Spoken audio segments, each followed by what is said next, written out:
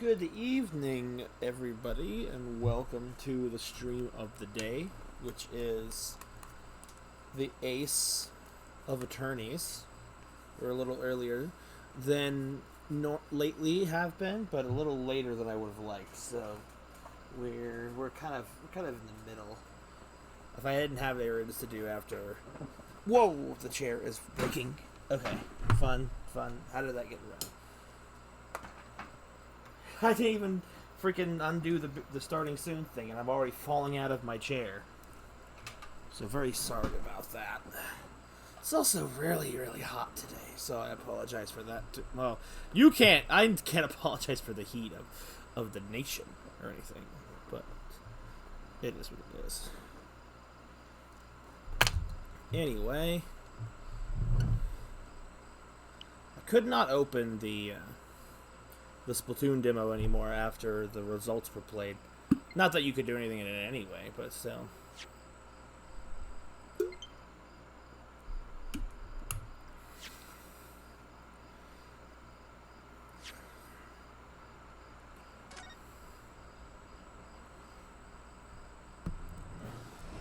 So, okay.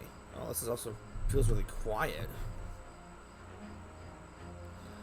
So, on the last stream, I give a minor recap for anyone who missed that part of it. So, we agreed to take up the case, and we've been in court. Obviously trying to do it, but like, my hair is just bad today. The evidence is not looking good because we don't have anything. There's a matter of a burned book that the victim had in their possession. It was the same one from the house fire around the same time, so it's hard to understand how that got involved. And of what I remember, Van Zeeks was like, "Yo, let's just put this to rest," and the jury's like, "All right," and they just turn tail. So now we gotta win we gotta win the jury back again. Not actually sure who's here. Or it could just be lurking and chilling. That's possible as well.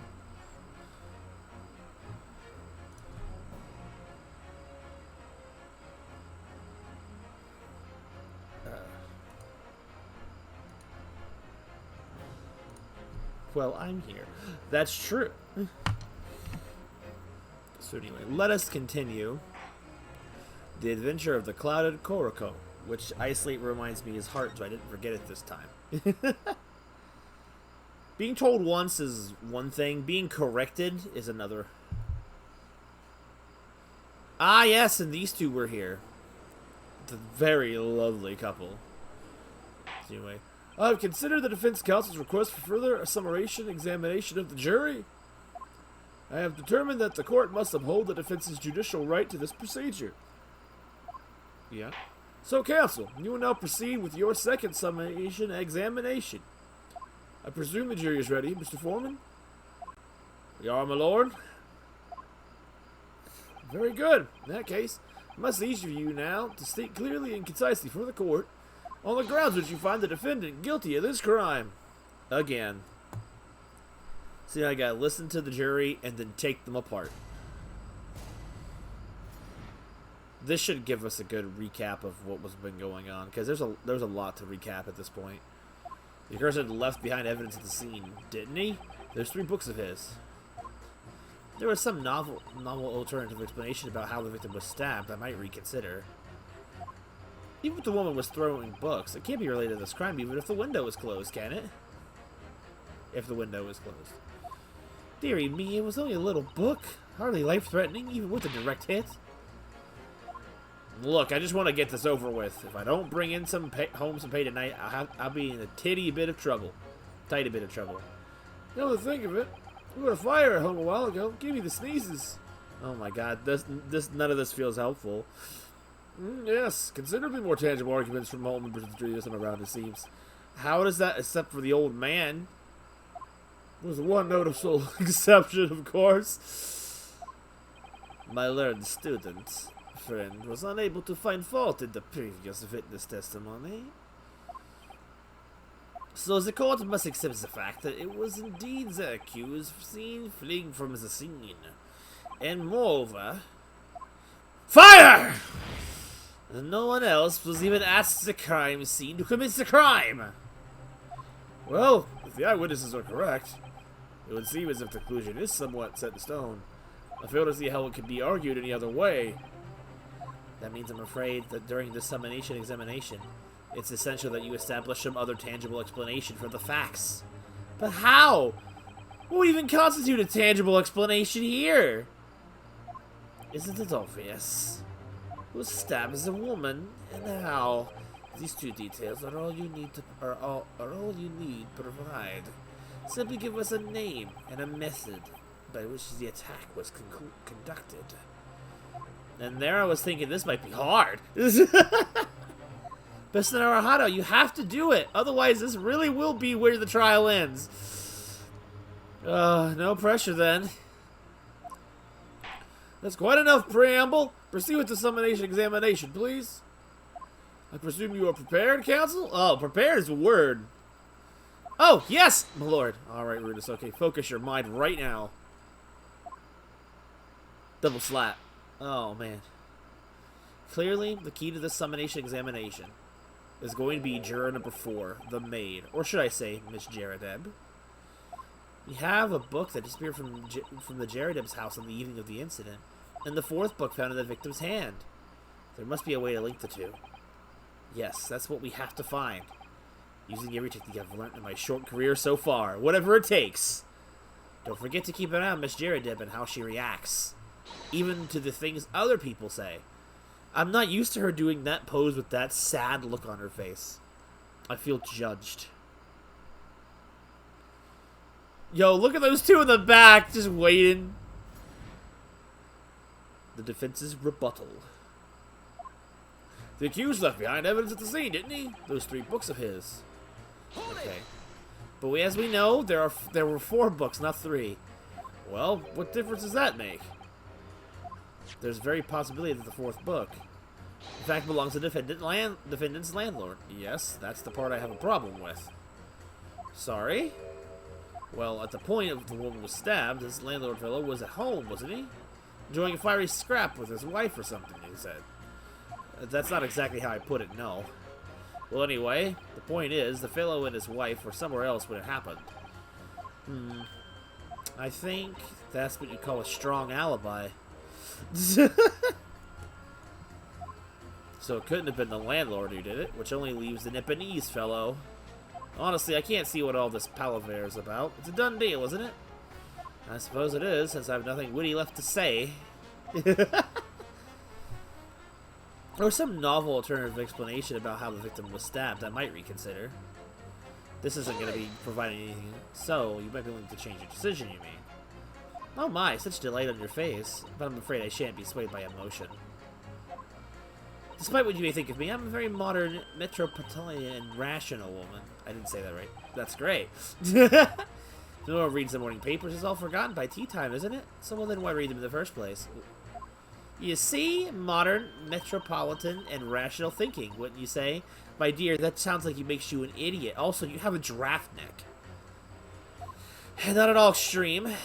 As I see it, an overwhelmingly suspicious Japanese man has been implicated by overwhelming strong testimony, despite one or two minor puzzlements. I do declare that that man is overwhelmingly guilty. Modern, metropolitan, and rational logic. Wouldn't you say? Overwhelmingly. But us modern gals are always delighted to embrace new fads, you know. So I'd only be too happy to consider an exciting new theory if you could come up with one. I'd be happy to do that too, if only I could. Let's do our very best not to disappoint the modern and metropolitan young lady. Susato, what? Right. I'm glad you admitted rational there. Oh god, okay. Even if the woman was storing books, it can't be related to this crime if the window is closed, can it? This music is good. But what about the possibility that the window was open? What about it? I mean, there's just no way it could have been. But alright, we're back to the frustration I was at last time, where, like, if there is an event of a fire and the room is gonna be filled with smoke, even in the middle of the winter, you're gonna open the window to let the smoke out. God, why is that so hard to grasp for people? How can you be so sure? The prosecutor fellow over there said it earlier, didn't he? Winters in London are no joke. You don't want to invite that sort of cold out indoors. So no, that window wasn't open. Us Londoners like sitting by the fire and staying warm, see? But you couldn't categorically state that the window wasn't open, could you? It just wasn't. They wouldn't have opened it. Unreasonably stupid, too. They wouldn't have opened it. Then that's the point. What's the point of even having windows, huh? The Rinosuke, that is not an argument. My fellow counsel, you will kindly refrain from childish bickering. Oh, sorry. Somehow, I need to show there's an undeniable possibility that the window was open. Because this young man isn't going to budge otherwise. Exactly. No, he's only a little book, hardly life-threatening even with a direct hit. Hold it! But the little book was on fire at the time, was it not? With flames of love, I'll have you know. There's really no such thing as a loving incendiary bomb. Yes, it's... Whoa, that dude dodged! Well, he brought it up on himself. It's playing with fire to portray a fiery love. Isn't it? Well, don't you agree? Oh, well, any kind of betrayal is certainly a bad thing, yes. But I think the argument might have arisen out of your misunderstanding, Miss Sheridan. Shit. Never you mind that. The point is we were just having a jovial little dispute and nothing more. And we won't have any more of those suggestions that it was anything whatsoever to do with a crime. Okay. Right, well, we'll see about that. But what about juror number 5? He doesn't seem to be turning a hair at Miss Sheridan's relentless onslaughts. It's almost as though he's used to it. What a gentle soul he is. Oh no, Susato, no, that's not what that, no. Look, I just want to get this over with. If I don't bring home some pay tonight, I'll be in a titty bit of trouble. I keep saying titty, it's tidy. You just want to get this over with. How can you sit there and say something like that? A man's future's at stake here. Well, him and me both then, like I said before. What?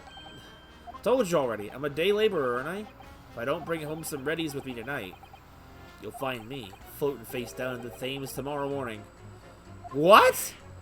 You heard me? My missus doesn't want to mess about, you know. She can be fierce, believe you me. Oh my god, he knows it. Got titty on the... Stop! There's not never mind. I'm not going to finish that sentence. They're the shining example of marital bliss, then. Such like this cropped up the other day. It was, well, come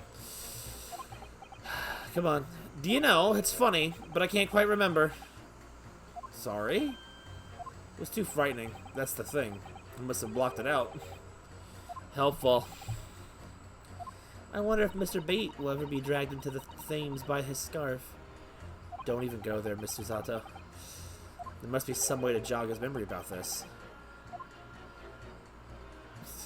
Come to think of it, we had a fire at home a while ago. Give me the sneezes. How is this helpful? Does that have anything to do with your decision about the defendant's culpability in this case?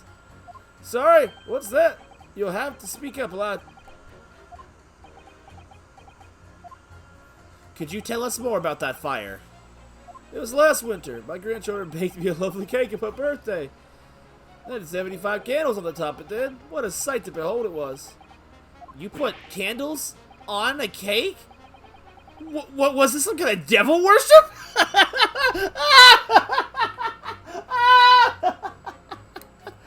Oh my god. When the Japanese learn about birthday cakes. Of course not. It was an angel cake. It's not my birthday, obviously. It seems that it's a common custom here in Great Britain, Mr. Naruhado. Evil cake. Anyway, I mustered all the puff to blow them out. Only must have blown it wrong somehow. The flames didn't go out, but the candles were flying all over the room. How does one manage that? The furniture caught fire and everything went up. The whole place filled with smoke. It definitely sounds like devil worship to me. And by the sneezes, I presume you mean a cold. But how did you catch a cold from a fire? Oh, what a fiasco it was. The grandchildren, bless them, they threw water over me as they tried to put out the flames. And then, because the whole room had filled up with smoke, of course, there we go! We had to open all the windows to clear it. the windows. The biting winter air rushed over me like the devil dancing on my grave it did. Got a terrible cold from it. Put me in the hospital for a while. I won't forget that birthday in a hurry. I knew it was devil worship all along. Rudasoke, chill! I think about this old man's story is playing in my mind for some reason. Okay, hello, Susato. We need to demonstrate who, apart from Mr. Nasumi, could have attacked the young woman on the street, as well as how he or she could have done it. Yes, but once again, the juror statements are full of personal prejudice. A lot of them seem convinced they're right, even in the face of logical arguments to the contrary. I think you're going to need to pit them against each other to force them to accept an alternative explanation. Yes, I don't necessarily need to find contradictions between their assertions. Just a connection might do the trick. Alright, I'll see what I can do. If anything stands out, I'll go in for a strike. That's the spirit! Oh, that smile. Give you the energy. Okay, so I don't care about you right now. Okay, so I want to pit the blondie here with the bowler hat with him. This should work. The jury. Okay, they don't contradict each other. They do? How exactly, counsel? Don't point at me again! I told you it wasn't me! Oh, what's that you say? Speak up, lad. Speak up! Jury number 3, do you see? Oh, me? See what, sir? Did you hear juror number 6's account of his birthday celebrations last year? It seems, despite being a Londoner, he once opened his windows in the middle of winter. Well, yes, of course, because it was an emergency. I mean, obviously, if the room was filled with smoke from a fire, you'd be mad not to open the... Oh! I love this. Juror number 3 is funny to me because he is of logical mind. He just didn't make that connection. He's not dumb. He just wasn't thinking. Which, you know, I think we all been there sometimes. Exactly. On the day in question, at the time of the incident, there was a fire in the Jaredeb household, and Mr. Jaredeb had the following to say about it. The whole place filled with smoke. Oh, my hat! Ah. Actually, hang on a sec. Juror number 4, do you have something to say about that? That's a me thing to do. Yeah. She... Miss Jaredeb! Oh, dearie me! What's the meaning of this? How dare you imply that I'm hiding who I really am? It's imperative that you confirm something for the court. So please, it's time to drop the pretense now. What is it? When the fire started in your house that day, did you or your husband open the window? Well, I beg your pardon? What are you insinuating? The room would have been thick with smoke after the carpet and the bookcase caught fire as they did. Smoke. In a situation like that, it's inconceivable that you wouldn't have opened the window. And what if we did? That's a good point. Where are we going with this? Oh, all right then. Yes, you're right. My husband was frantically trying to open the window, which can't have been easy since I continued to give him a justly deserved book battering. Why does her cheeks jiggle so much? Like, what? Like, I don't know. Never mind. Even though your house was on fire. Oh, you never stop throwing until the anger subsides. It'd be terribly bad for the nerves to do otherwise. Madam, what? Of course, I should have realized. Just jiggle physics. So they've said for Mr. Naruto, you managed to establish that the window was open. She smiles. And I know she means it sincerely, but it sounds so backhanded and sarcastic. Because what have we accomplished that the window was open? We simply must have that added to Miss Jaredeb's formal statement. Okay. You mentioned it, yes, the window was open at the time. I'd clean forgotten, but it's true. Well, the window could have been open when the woman was throwing books. It's definitely a possibility. Okay, so now... No, I didn't... So the window... I didn't mean to jump around to this. So the window was open when the Jaredebs were arguing that day. Yes, Miss Jaredeb has finally admitted to it. Which is a very significant victory for the defense! My god. I feel like the fog's starting to clear, and an alternative explanation of this case is starting to show itself. I was not trying to talk to her as much as I like talking to her.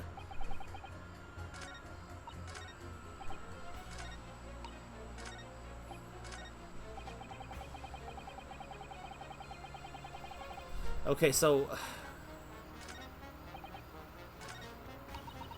Okay, so I probably need to press her then. This is a dissection. The fourth book found at the scene of the crime shows very obvious signs of fire damage. And the title of the book is The Lion's Pride. The same title, in fact, that the book that Mr. Jaredem told us he had been reading. Well, I really couldn't say. On the day in question, did you or did you not throw at your husband a copy of The Lion's Pride that he'd been reading? I did. It was the first thing I could lay my hands on, so I hurled it straight at him. And now you come to mention it, yes. He was rather enjoying reading it. You're right. Why did you not reveal this information to the court from the outset? Because I couldn't. You was a little mad I didn't remember. Times like that, you pick up and throw whatever you lay your hands on, as well you know. I really don't. I barely noticed I was throwing a book, much less the title of it. Oh, boy. Hold on. You have something to say, sir? What is it, juror number 5? Dude, what is that face? You know something?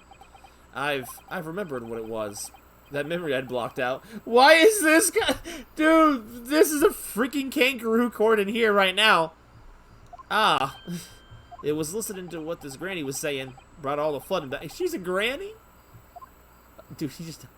Who are you calling a granny, you cheeky devil? I'm Miss Jaredem, or the maid, I'll have you know. Or the maid, or the maid.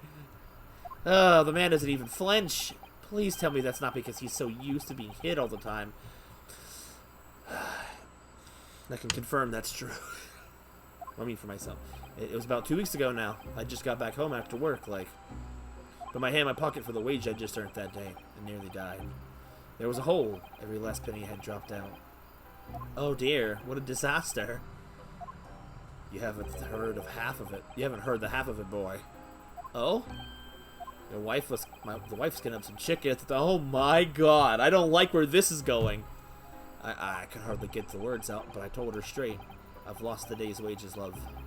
Next thing I knew, the blade was whisking past my ear! Stuck into the wall next to me, it did. About an inch deep. Oh my god! Yeah, no words, just terror. That's exactly what I'm thinking. I could smell it then, you know. That god-awful stench of the Thams. I was sure I was going to end up face down in the muddy banks that night, I can tell you. What happened? No, that's a real disaster, isn't it? Okay, but how's the hell? I'll never use the word lightly again. Anyway, the point I'm trying to make is this. When the women lose their rag, they'll throw anything at you. Knives, hatchets, hammers, you name it. Mr. Naruhito, you mustn't think that all women are so short-tempered and unrefined. Oh, no.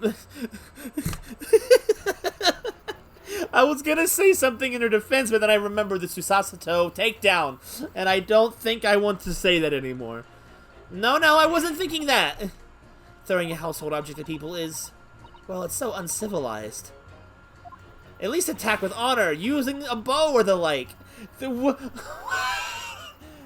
are you doing?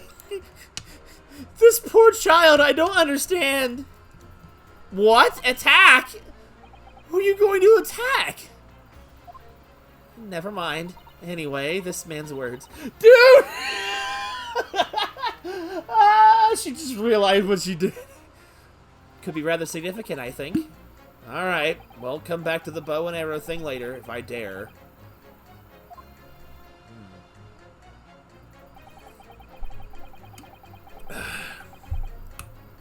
A woman in rage will hurl almost anything at you.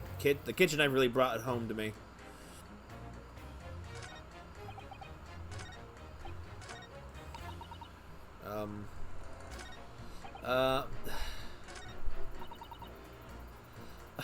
Okay, Sasato, maybe a hint? I'm actually kind of confused. I'm afraid to throw it around my HP. So the window... Okay, well that was nothing new.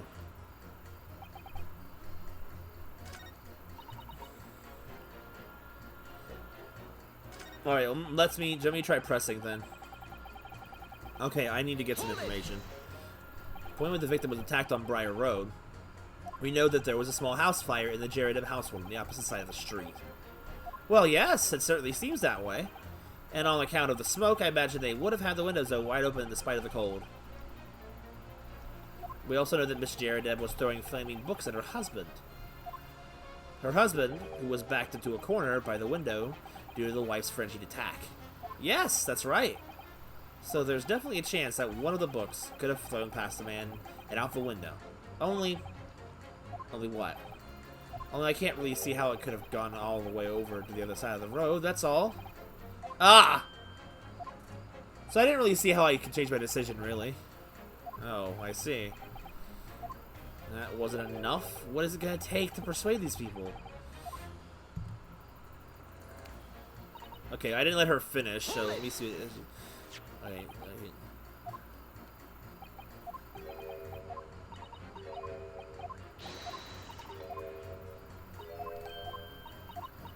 Okay, I'm just trying to get back to her. Why are you?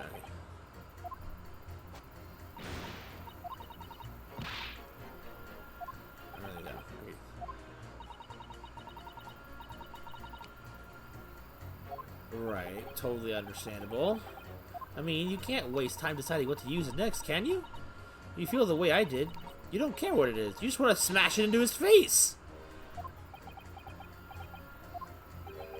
You see where violence can lead, Miss Susato? Look at her! I'm disheartened to think you might believe me capable of such behavior. Oh my god. It's like, I feel bad, but I also know shit's not true. Anyway, I have a feeling I may have noticed someone reacting a little strangely to Miss Jaredem's remarks just now. What's with British women? I know, right? I know! Okay. Alright, so...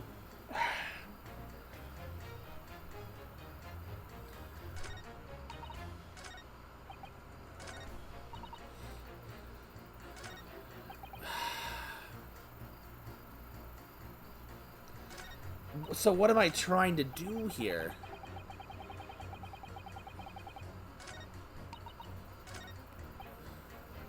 Okay, so this is new.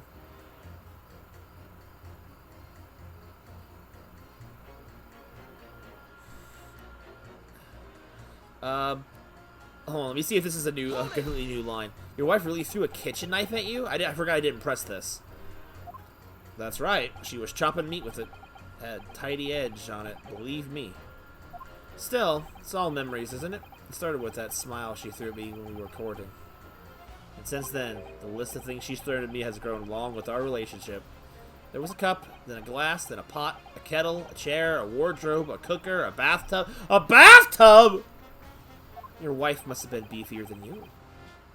And things came to a head last week when she threw me right into the flames. Still, she's not so bad when she's calmed down. She's a little sweetheart, really. I'm so happy for you. If you want to know what I think this whole idea of ladies first that we're so obsessed with in this country was thought up by some clever lads who've been tossed into the things by a few too many times by their wives. Sure. That's a very interesting theory. What a terrible thought. See, Sasato's over here just getting indirectly roasted. On the face of it, this juror statement just sounds like a really extreme anecdote. But I think it might turn out to be an extremely powerful weapon. A weapon I might be able to use to make the jurors accept an alternative explanation here. Okay, but how am I gonna do this?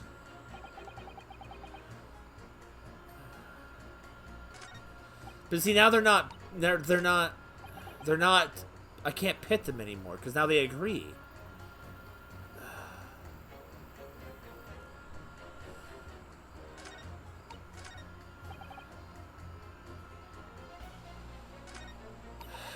Oh my god, this is very difficult.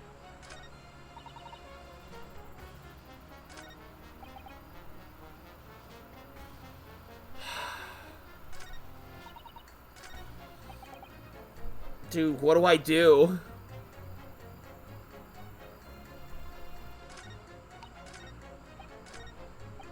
Oh my god.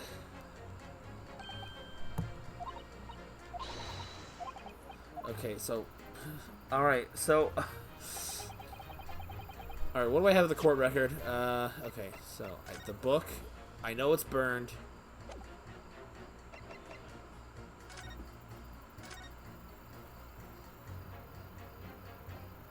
So I know that the knife is dull.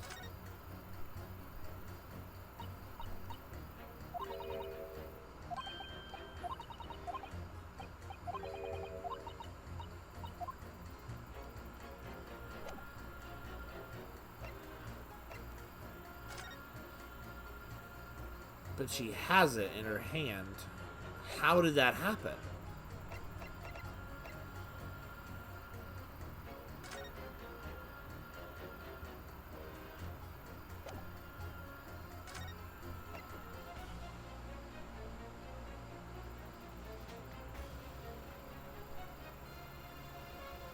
Oh my god.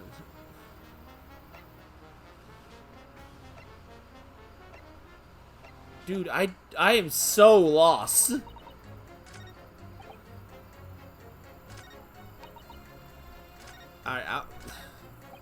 Alright, I'll press it, because I didn't press it. Did you change your statement from before? Well, yes, it was one of my most memorable birthdays, you see. I couldn't let it go unremembered. I'm sure the defendant will be delighted that you're using his trial to explore your past. And how was that memory related to this case exactly? Sorry, what's that? You'll have to speak up, I'm afraid. Never mind. He's as deaf as a post when he wants to be. But actually, this old man's anecdote might just provide an alternative explanation I need to make my point to some of the other jurors. We used unlit candles on my birthday this year. Save it that way. Not helpful.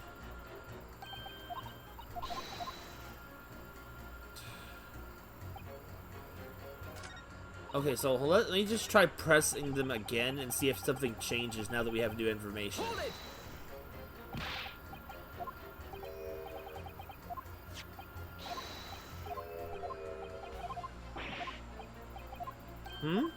I think that's what you call it. Oh, never mind.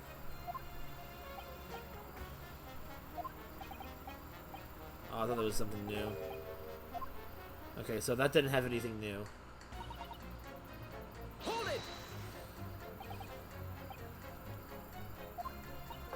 Okay, so this is probably not going to be helpful.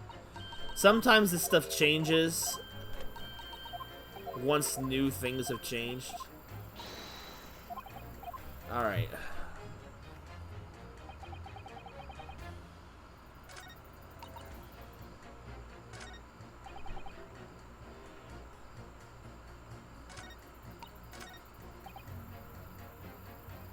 I don't know if this will work. Nope, that's not going to do anything. The music didn't stop. Well, who yelled?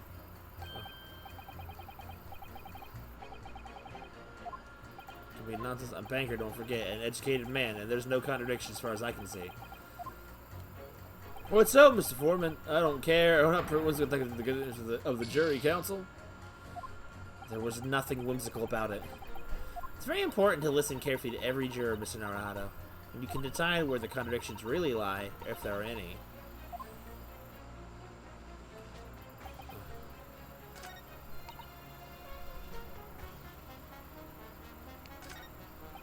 But these aren't... Oh my god, we're just stuck here!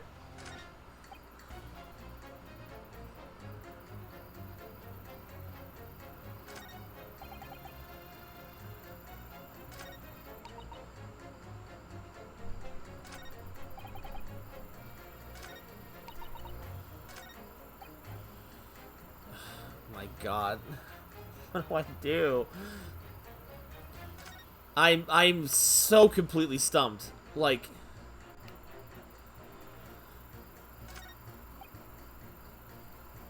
I can't present objects. I can only pit them against each other.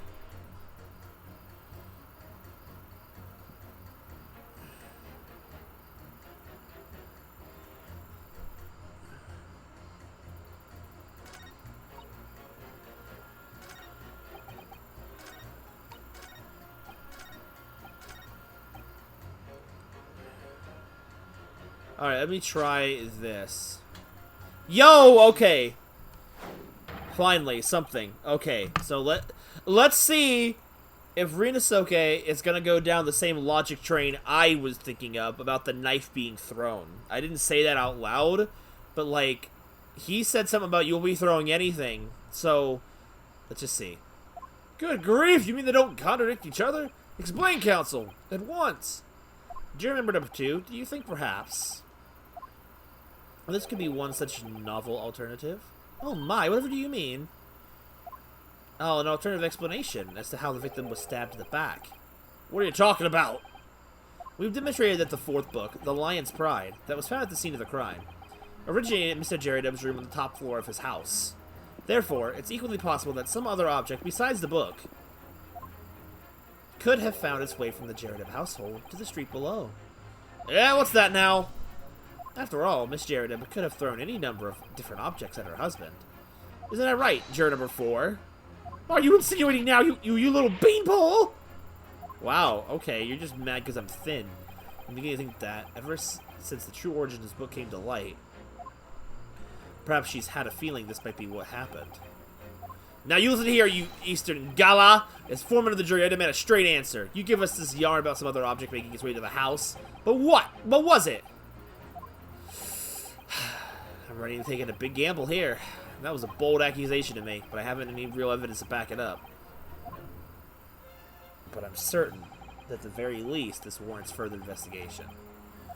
Alright, Mr. Foreman, I'll try to explain the defense's theory. The other object found its way from the Jaredub household to the scene of the crime was the jackknife. Jury number 4, Miss Jaredub. What now? I must apologize in advance for this, but I need you to confirm something else for the court. This knife. Have you ever seen this knife before? Ah! Good Lord, counsel, what are you doing? Shh! That's the weapon that was lodged into the victim's back, man! Why did you interrupt me? My lord, remember that when the victim was attacked, Mr. and Mrs. Jaredub were in the throes of an argument. Mrs. Jaredub was hurling anything she could at her husband, who'd been backed up against the window that had been opened to clear the smoke, and through that which a book sailed to land at the crime scene. You can't seriously believe that! The book was found in the victim's grasp! Are you saying that it flew out of the window and across the street to land neatly in her hand? Huh? Even my missus ain't got an arm like that.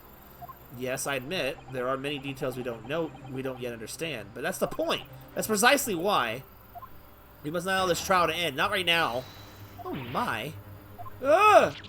Miss Jaredub, your answer, please. Have you seen this knife before or not? Oh, Did she faint? She fainted. She fainted! That is not what I expected. My lord! I wish to change my decision. I'm a woman of my word, after all. Thank you, madam. Yes, I agree. I certainly didn't see this coming, but I just don't think it would be right for this trial to come to an end now with so many unanswered questions. Mr. Foreman! I'd have to agree. Not that I think the granny did it, mind. Yes, you know what? I'm not quite happy about this at the moment either. All together now, ladies and gents.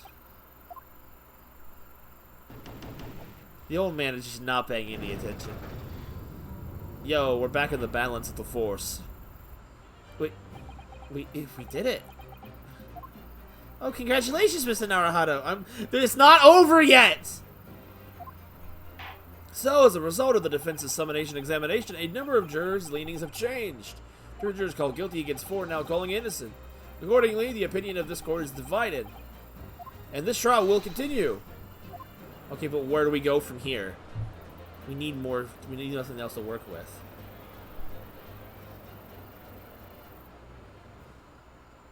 That was a stretch I just did.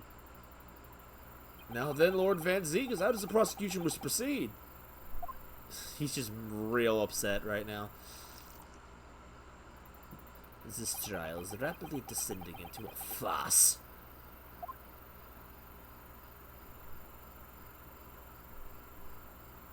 Like a corked wine, the first few sips are bitter enough. Fire! But what follows is so repungent it's good for nothing save the gutter. If I may, Lord Van Zeeks, the defense has just put forward a credible alternative explanation for what happened. Credible? Is that your considered opinion, Mr. Foreman? The defense's argument is a joke to which I barely know how to respond. But let me start by insisting that you must all familiarize yourselves better with the relative positions of those places being discussed. What do you mean by that? What's this angle this time? It would already be more than apparent that between the crime scene and the Jeradev household runs a rather wide street, Briar Road. Which means that the distance from the Jeradev's house to the scene is some, yes, 15 yards. Let me see, 15 yards. That's around 14 meters. I don't know that either. 14 meters? Oh, that's a little further than I'd imagined. And, as you ladies and gentlemen of Zagelia rightly noted, as having portentous significance, the fourth book was found in the victim's clutches. In other words, the smoldering book, unwantedly hurried by the lady at the house, traveled some 15 yards, to land the opposite side of the road, nearly between the collapsed victim's fingers and thumb. Is that your final conclusion, my learned and deluded friend? And did the jackknife follow a near identical trajectory to plunge into the middle of the victim's back? This fantasy is somewhat stretching the notion of having a bad day for the victim, I think. Even these pathetic serialized detective stories have more believable plots.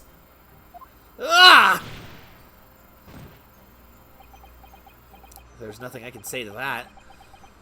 That prosecutor loves the sound of his own voice. Susato! Serialized detective stories are pathetic, are they? How dare he? Susato, this is not the time! Maybe let's pick our battles here. My lord, might I be allowed to speak? Oh, it's weird when she zooms out and she's just standing there. I mean, she's been there the whole time, but it's weird to see it. As judicial assistant, you may speak for the defense. Yes, go ahead. The prosecution may consider the idea a fantasy, but what the defense has postulated was believable enough to persuade the jury to change its leaning. And as such, the court has a duty to explore this alternative explanation as thoroughly as possible. To that end, juror number 4, Miss Joan Jeradev, must be called to testify and submit to cross-examination. Saints alive! A cross-examination of a juror? Well, she's not entirely an innocent juror anymore, is she? Order, order, order! Oh, this is highly irregular. This is unprecedented for a member of the jury to be summoned to the witness stand. I don't think it's even happened in real life. And unnecessary. Lord Van Zeeks! There are already witnesses in the stand whose testimony the defense may further cross-examine. If I learn friends far such your theory has any truth in it, then both a burning book and a jackknife must have thrown through the sky before this couple's eyes. We must assume they would be able to testify accordingly. Oh. What say you, witness? Oh, whoa. Yeah, we're gonna trust sleepy-eyed Rolly over here that he saw something. Yes, sir! Constable Roy Beat, reporting for duty, sir! Oh my god. I hate this music right now. Well, it's good morning, officer. Sorry for dozing until now, sir! Haven't slept for a month on account of a villain who's prepared to my beat, sir. Oh, they're so heroic, these London bobbies. Patricia, my darling, I've been neglecting you, but no more. Oh, Rolly, my hero, you make me swoon. This is not the place! I don't care about your love life! Bear, I hereby reject the defense's request. This is so stupid. Oh, this is stupid! And order the witnesses to testify and to stand and testify again. Paid forthwith before the court, me details portraying the defense's alternative explanation of events. Yes, sir! I don't want to talk to these two anymore. Their love is sickening. Adorable, but sickening. This case has nothing to do with Mr. and Mrs. Jared. Believe me, as London Bobby is good for his word. You see, sir, the windows of the top floor of the Jared household are top-singed casements. What does that even mean? Obviously, if anything had been thrown out the window, we would have seen it. I did leave the scene to go fetch help, but my trusty Rolly was there to make sure nothing was disturbed. Didn't take my eye off the crime scene for one moment, sir! Nothing strange report on that front, sir! I don't believe that for a second! Well, this is quite startling. Top hinged casement windows. That detail was not in the police report, Constable. Ah, yes, sorry about that. I must have been a little drowsy, sir. You cannot excuse your sins with drowsiness every time, Constable. No, sir! Sorry, but what exactly is a top-hinged casement window? And you cannot excuse your ignorance with such trite remarks, my learned friend. Of course, sorry. The Great Big Book of Everything! I found it, Mr. Naruhado. That book literally has everything inside. Cast your mind back to the windows in Mr. and Mrs. Jaredeb's room. Alright, I'll try. So the window opens in order to allow air to circulate inside the house. Oh my god. But it's a top-hinged casement window, and it swings open along the upper edge, you see? This is the nonsense! This should... Oh my god! I'm glad you've rectified your ignorance. A casement window's most prominent feature is its stay. The metal bars prevents the window from being opened beyond a certain amount. It prevents it opening? This is all news to me. Absolutely correct, sir! In other words, if a bucket knife would have been thrown through the open window,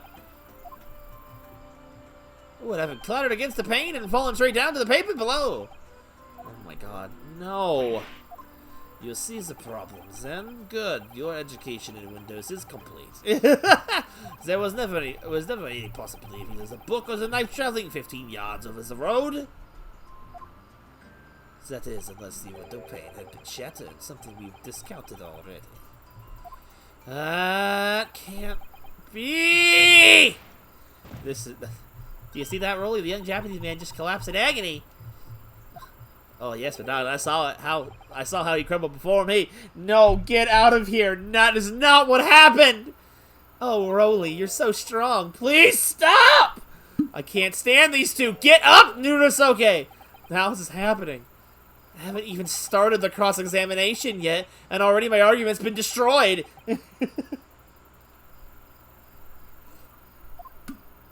Yes, I am. Counsel, if you would drag yourself upright again, the court awaits your cross-examination. Yeah, get up, or have the girl do it. My lord. Oh, God. Another desperate situation. I hate these two. They're growing in my freak...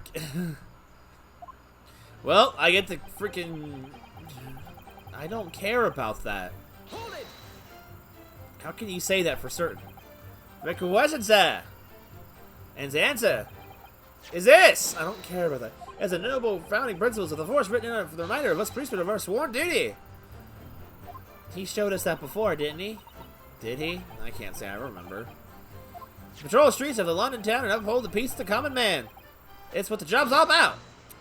And that's why I can stand here today along beside my long-suffering wife and tell you what Bobby's good for his word. While rubbing my tired eyes, admittedly. Sir! Oh, Rolly, you're so manly. Please stop. Of course I am, my darling Patricia. Oh, Pet. Oh, Rolly, please stop! Oh my god. No, none of this is what I meant. I meant, how can you say for certain that this has nothing to do with Mr. and Mrs. Jaredeb? Ah, see, sir. You should have said so earlier, sir. I did. Yes, well, so could you answer the question? That was a waste of time, then. Absolutely, sir. I will answer to the fullest of my ability, sir. There's a surprising reason why Mr. and Mrs. Jaredeb's dispute can be related to this case. Before I get into that, sir, it's just one thing. Yes. I very much like you and all your countrymen to understand the great British institution of Scotland Yard. So I hope you'll take back some tales of us London Bobbies, how we uphold our guiding principles. Oh my god, I wasn't planning on going back just yet. I only just arrived here. So that to that end, sir, I'd be happy to lend you my warrant card for your perusal. But I must warn you, you won't be able to get through without shedding a few tears. Thank you. I'll try. Constable B's warrant card has been entered into the court record. How is this helpful? How is that helpful? You see, sir, the windows on the top floor of the Garrett house are hot hinge castanets. Hold it! By which you mean they don't open fully. Is that correct? Okay, I want to look at this book while we have it.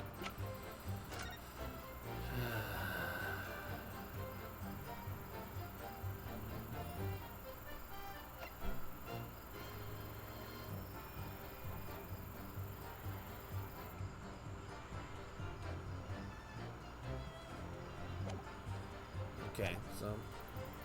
Yes, sir! They're just there to allow a bit of air through the house, you see. They're restricted as to how much they open.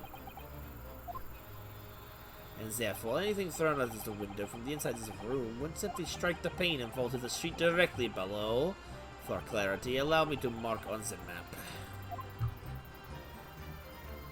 Here is the location where objects would have fallen. Yes, directly opposite the scene of the crime on the other side of the rather wide road. Would have been so hard for somebody to mention this top-hinged castanet thing before. Casement. Well, I have another question for you, Constable. And what would that be, sir? How do you even know? Why would you have any idea what sort of windows Mr. Sheridan's house is furnished with? Ah, well, sir, that's very simple. You see, I helped with the investigation yesterday. Ma'am, excuse me? Excuse me. Do you have something to add, Miss Beat? Oh, sorry. You look, well, delighted. Is there some particular reason for that? Oh, I was just remembering. That's all. Really, we're so lucky. Lucky? What do you mean? Well, of course I feel terrible for the poor woman who was attacked. Don't misunderstand me, please. We were just so lucky it didn't happen on Rowley's beat. It was so close, you see. Oh, I hadn't realized. Oh, yes, that street, Briar Road, that's the boundary between Rowley's beat and the next one. Isn't that right, my love?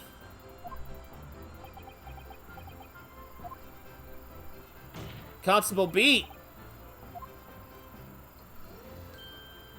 Yes, that's right. That's the reason I was helping out with the interviewing of the occupants of the Jaredib household yesterday. Their house is on my beat, you see. Sir. I really was cutting it close then. Constable, I wonder if you could clarify something. With my great big book of everything. If the Jaredib household is on your beat, does that mean the pavement next to it is as well? Outside Mr. Jaredib's house? Yes, ma'am. The pavement on that side of the road is part of my beat. I see. I was unaware of that. Just think, if the woman had been attacked just on the other side of Briar Road, we would have never been able to go for that meal to celebrate our wedding anniversary. But that's the life of a Bobby, after all.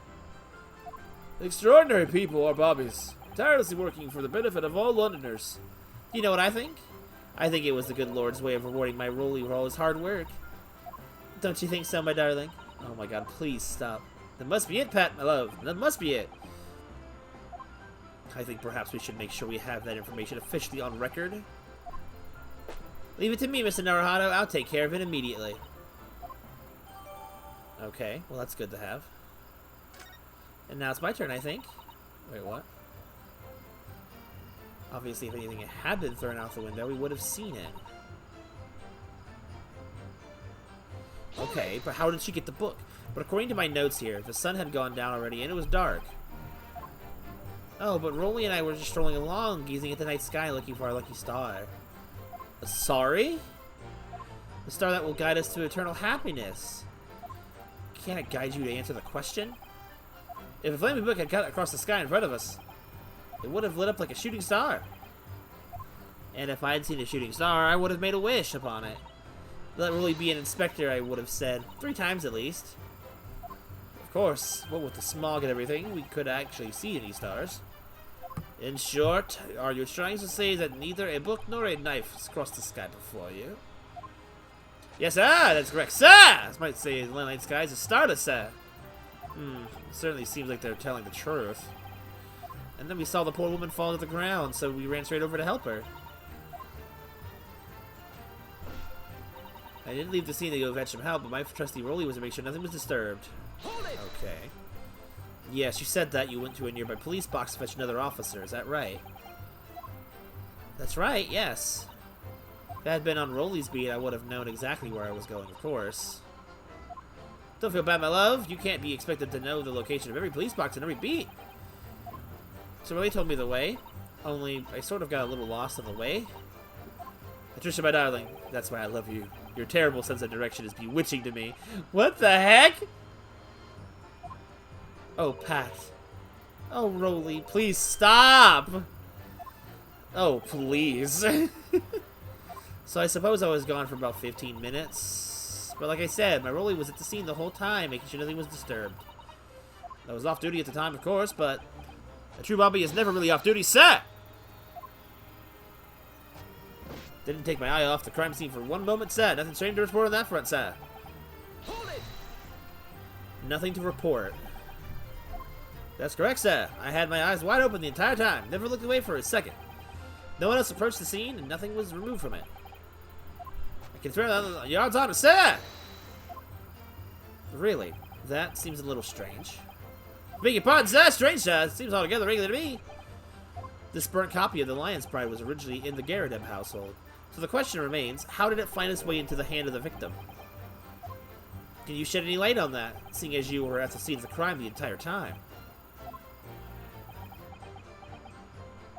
Aha! It could be a different copy, sir. The one that just happened to be burned as well. What?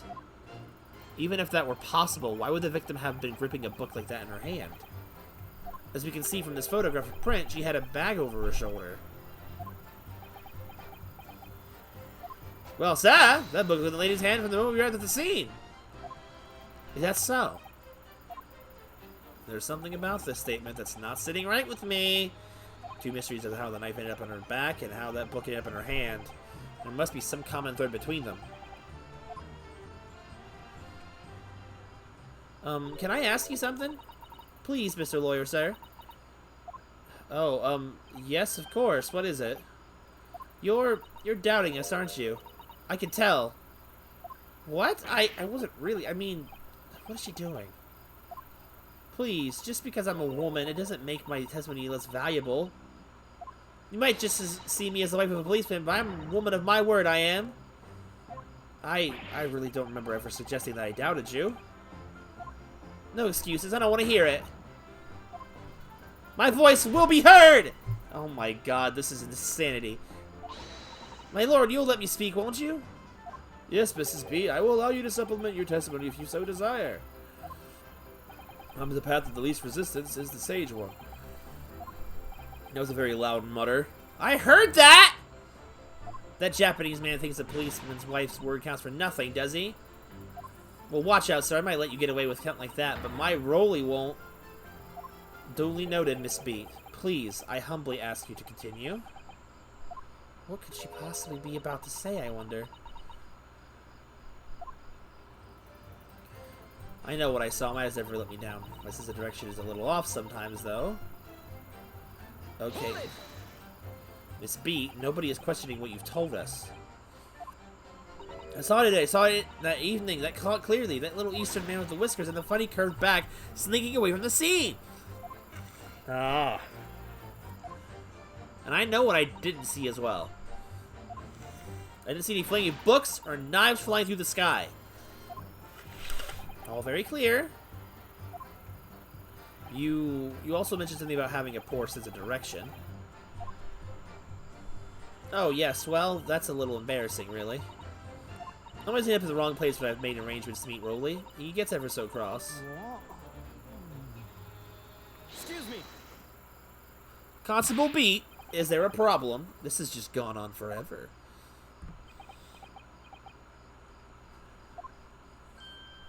No, sir. No problem, sir. Did your wife's remark just now bring something to mind, perhaps? Oh, well, in a way, sir. Yes, sir. I was just remembering that the same thing happened that evening, is all. You mean Miss Beat lost her way on the night of the incident?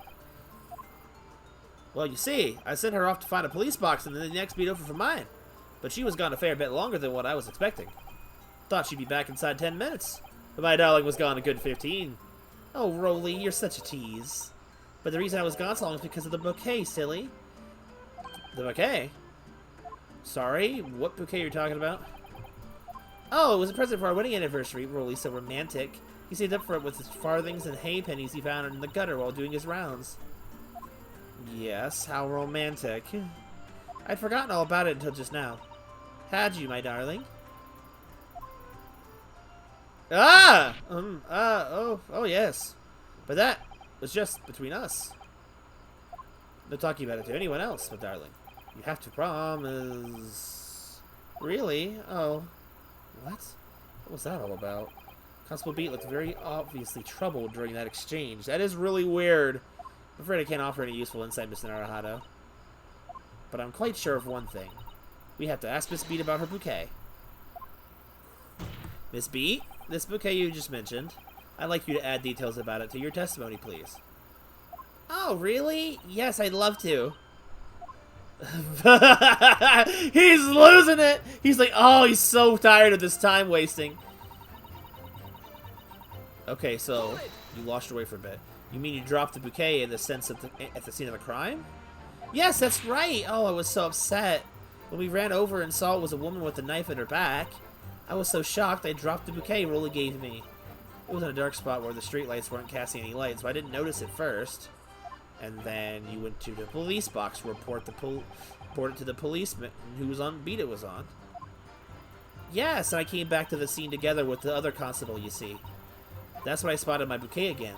But the funny thing was, when I went to pick it up, it was nowhere near the victim's body at all. In case you need reminding, Miss Beat, the victim is not deceased. It was all flustered for a moment before I heard a voice calling you from the other side of the road. Your husband, presumably. That's right, silly me, I'd gone over to the wrong side of the street. Although, I'm going to blame the bouquet this time. I can't think how it got there, I really can't. So the bouquet somehow moved from one side of the Briar Road to the opposite. Curious indeed. Isn't it? But the worst of it is, I forgot to pick up the bouquet again when we left the scene. Beautiful Rose Rolly bought me with the change from the gutter he spent collecting so long. Okay, wait a second. And, well, I don't see any roses in any of these photos.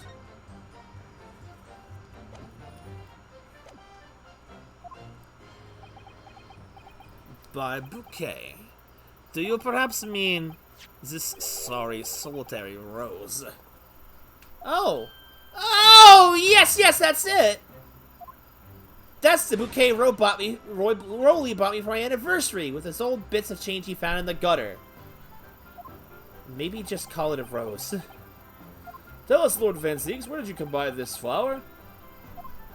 Good things was in the report by the police officer in charge of the crime scene investigation. It was found on the edge of the pavement in front of the Garadeb household. In front of the Garadeb's house. Although it wasn't noticed until the morning, as it lay where the streetlights cast no lights.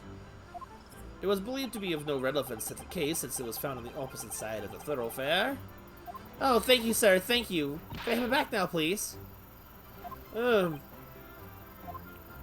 No, I think for good measure, this rose should be added to the court record as evidence. Oh.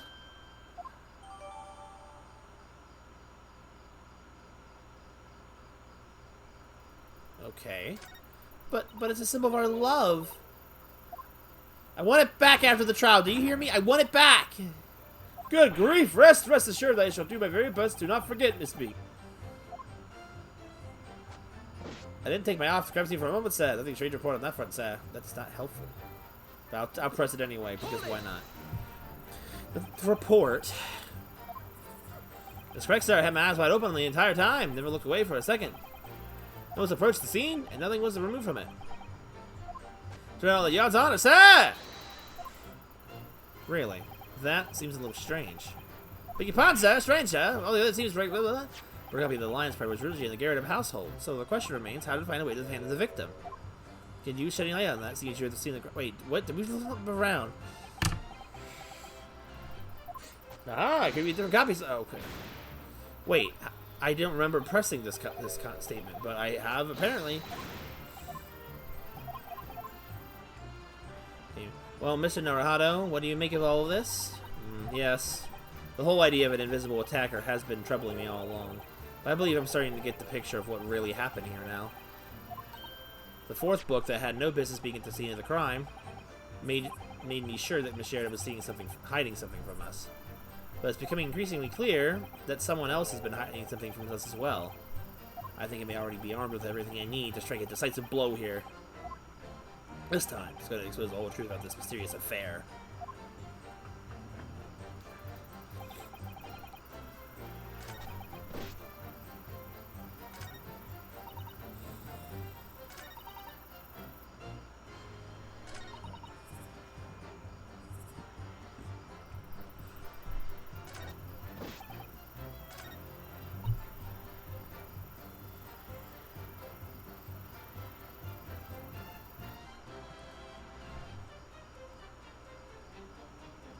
Hold on a second. I need to hear this again real quick.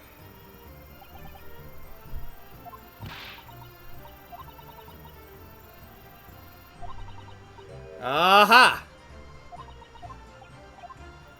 Gotcha.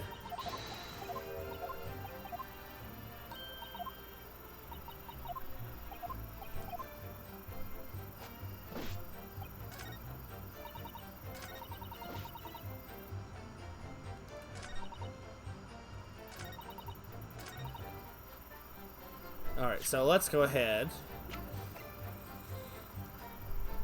Wait, no? Is that... That's not what I meant. Okay, so... That's not what I... Never mind.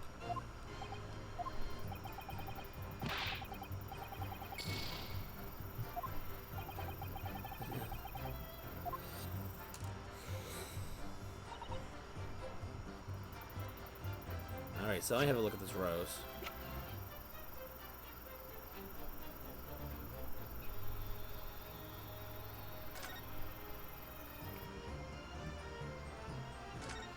It's a very stylish paper the flower's wrapped up in, isn't it? It's just an old newspaper, Mr. Naruhado. Oh, I suppose it's because I'm not used to seeing English print. It looks so exotic to me. Ah, I see. Something wrong? Oh, no. Oh, no. I was just thinking that if you wrapped up a stone-baked sweet potato in English newspaper, it might look like some sort of fancy cake. Ah, Susato-san, you do love your cakes. What the? That's not helpful.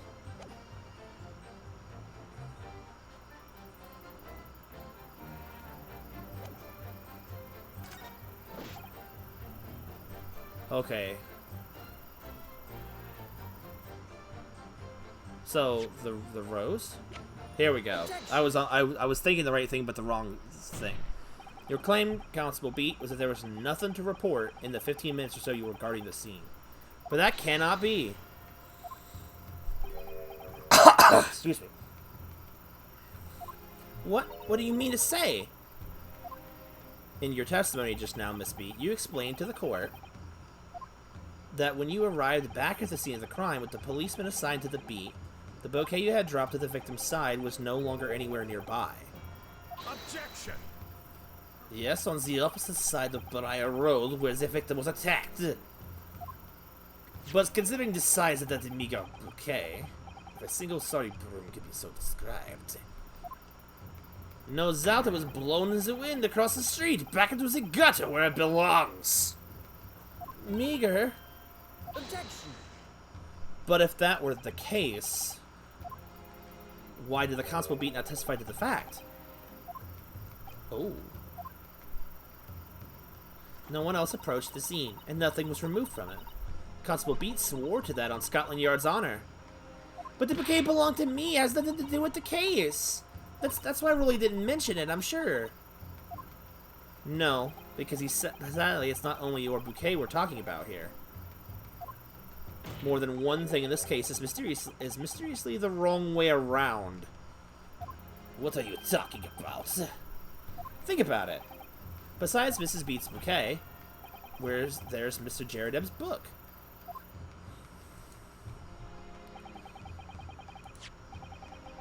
Mr. Jaredeb's copy of The Lion's Pride, which was thrown out by the window by his wife, would have struck the pane of the casement window and landed here on the west side of the street. And yet, it was actually found here on the opposite side of the road, in the victim's hand. Meanwhile, according to the testimony we've heard, Miss Beats' bouquet should have been dropped here at the scene of the crime on the east side of the street. But in fact, it was actually found here on the opposite side of the road in front of the Mr. and Mrs. Jaredeb's house. There's no logical explanation for those things. Unless somebody deliberately moved them. Someone didn't want to have to investigate. What are you trying to say? When you're talking, you think my Rolly's done something wrong. Don't listen to a word that scrawny lawyer says. We're thinking on about books and bouquets. Well, should we care? It's nitpicking. It's what it is. Oh, good. Miss Jaredeb's come around. You might call it nitpicking, Miss Jaredeb. But deliberately meddling with the crimes at the scene of a crime is a criminal offense. It's called, tampering, Mr. Naruhito. Thank you, Susato. But if the person responsible for this tampering cannot admit to it, for a very subtle but very compelling reason. Objection! Tampering? You've barely heard the term before. Tell us, my learned friend. Who would have possibly had the cause to carry out such an elaborate deception? Yes, there is someone who tampered with the scene of the crime that evening. All the evidence and all the testimony points to that one particular person. Counsel, I must demand that you substantiate this conjecture. Who are you saying is responsible for tampering with the scene of the crime? Are we saying Rolly? I think it's Rolly. Yeah. Obviously, there's only one person it could have been. The Constable Rolly beat. It was you. What? The policeman? A member of Scotland Yard? What nonsense! Why would my Rolly do something like that? There's no one straighter than my husband. No Bobby works more tirelessly for the people of London. Miss B, you said in your testimony that your husband asked you to go to a nearby police box to fetch the officer on duty. The 15 minutes that you were absent from the scene is the only opportunity that anyone had to tamper with it. You're making it up! It's all nonsense! It's all lies! What about that Japanese man with the whiskers? I bet it was him. He did it. Objection! If that was true, Constable Beat would have seen him do it. Oh. And forgive me for pointing it out, but when you dropped your bouquet, Miss Beat, it was after the defendant had fled the scene. Well... Objection! First you make accusations about the landlord and his wife, and now you incriminate a policeman as well. But your accusations lack one very important thing. You claim the crime scene was tampered with, but there's only one reason anyone would commit such a reckless crime: to hide something. That's right, he's right! My husband and I just happened to be there. That's all. So why would we have anything to hide? It doesn't make sense. You've offered no motive for this alleged tampering. Until you do, your accusations are nothing but empty threats. Oh, I have all the motive I need. Constable B had a very good reason for wanting to tamper with the scene of the crime. That's the key to this entire affair. So Naruhito, have you managed to solve the mystery? Counsel, you have made a very serious accusation against a London police officer. If you are mistaken, I'm sure I need not point out that your reputation as a lawyer will be irrevocably damaged. That stark warning in mind, you will now explain to the court the motive for this alleged tampering. Yes, my lord. Breathe. Constable Beat's motive for tampering with the crime scene was to hide where the victim fell.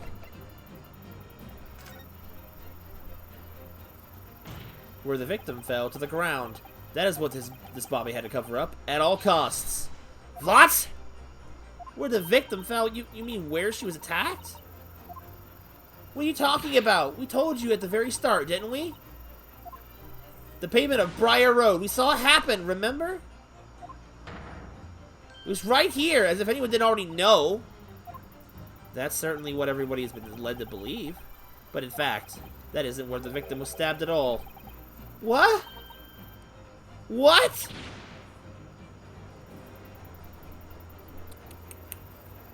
I'm beginning to wonder here where this tremulous trial will end, Counsel.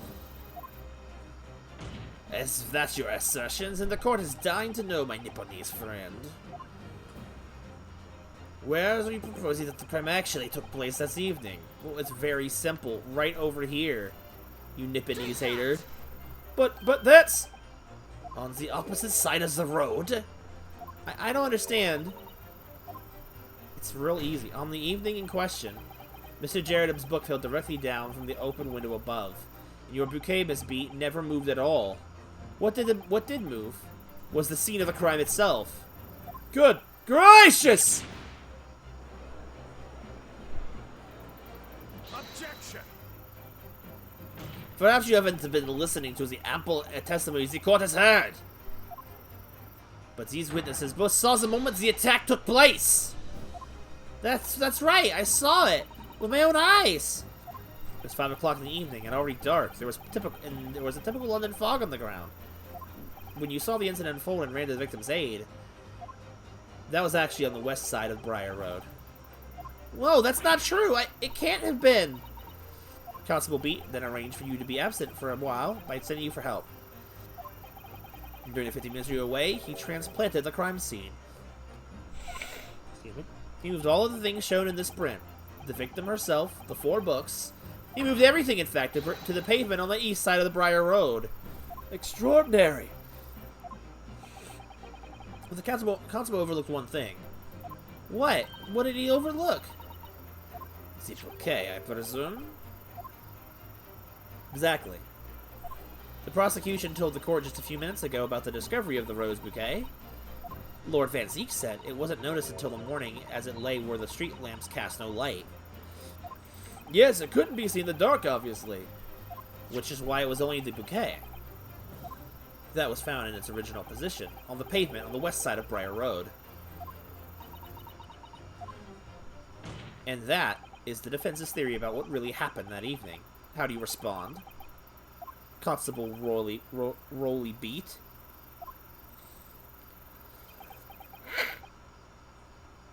Is he gonna transform? Well, I'm very sorry. I didn't mean to nod off again, but I haven't slept properly in a month. Did I miss anything important? Oh my god. Oh, Rolly. It isn't true, is it? What the lawyer said is all lies, isn't it? I know it is, because you're the most upstanding, righteous man I know. I had a dream. A terrible dream. All the things I did that night. Everything come out. Everything exposed. Only, it seems it wasn't a dream at all. Good golly! Goodness gracious, it just keeps going. Order, order! What on earth is the meaning of all this? Oh, Rolly, why? Why would you do something like this? Moving a corpse is a criminal offense, isn't it? Wishing the victim dead should be one too. Constable, explain yourself. Why would you do this? As a respected member of Scotland Yard, your duty is to protect the good people of our London town. I can't say, sir. What? I really am ever so sorry about all this. For damaging the Yard's reputation. For everything. I have a possible explanation for why, on that particular evening, Constable Beat felt compelled to move the scene of the crime. I think of one reason. What? How could you possibly know? You, a foreigner, pursuing to understand the mind of a Scotland Yard policeman. Yet Lord Van Zeek is this foreigner who has uncovered the startling truth of this matter thus far. One second.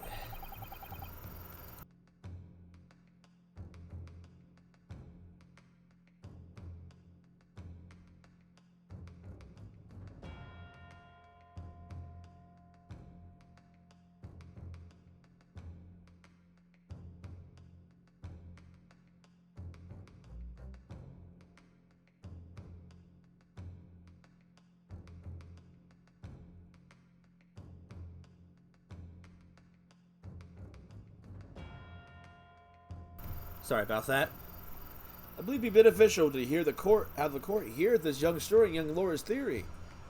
Counsel for the defense, if you please. Yes, my lord. Now then, I think you had better show us some evidence. And once, my lord, England, Japan, it makes no difference where you come from. Human emotions are the same. And I think I have a fairly good idea of the feelings behind this man's actions. What gives away the motive for Constable Beat's unthinkable actions? I think it's this. I'm going on the fact that he just didn't want to deal with the investigation. He wanted to sleep. Not something super malicious. I realize that I'm a foreigner in this land, and I have only just arrived from Japan. Which is why all this information about London's so-called bobbies is completely new to me. I've learned that though honorable, patrolling the beat is the most demanding work in the field, for example. Keeping the peace, looking after the citizens on his beat in all kinds of ways. There's no doubt that the young Bobby is charged with a great deal to do each day, certainly. But for Constable Beat, the day in question was special. Special? How? On account of this bouquet, my lord. Oh yes! It was our very first wedding anniversary. Constable Beat had worked so hard to be able to afford this simple gift for his wife, and was so looking forward to taking her out for a celebratory meal, when he and Miss Beat stumbled upon a crime along Briar Road. When he saw the shadowy figure through the fog, collapse on the pavement ahead of them, what must have gone through the man's mind? But just on that particular day, I was looking forward to celebrating my anniversary. Welcome, Sora. Miss Beats put up with a Bobby, being married to Bobby like me. I'm more than sure my wife how much I care. Okay, so there's a lot for me to recap for you, Sora. But in short, we found out that basically the crime scene was actually on the opposite side of the road. And I'm not sure what that changes yet. But it basically does mean the crime scene was a completely different location. And Officer Beat here covered it up so that he wouldn't have to be the man in charge of the investigation. He wanted to have his wedding anniversary.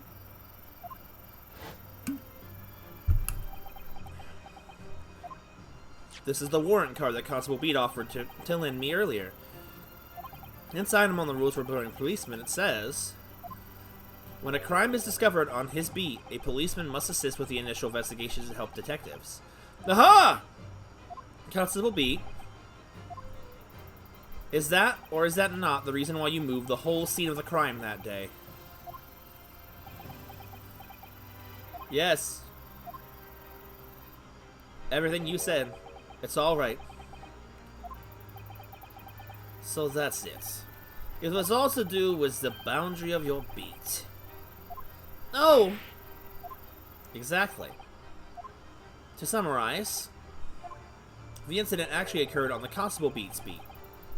Good gracious! Constable, do you realize the gravity of what you have done? It was the first time since I became a copper that I'd ever cursed God. Stay close to me, Pat. The criminal could still be looking somewhere. As we ran over to the scene, I had every intention of doing my duty as a police officer. We've got to report this at the station quickly as possible. But then it dawned on me. I realized where we were, where the victim was lying, and what that meant for me. When a crime is discovered on his beat, a policeman must assist with the initial investigations to help detectives. Why here? Why did this have to happen here? And why tonight, of all nights? Why?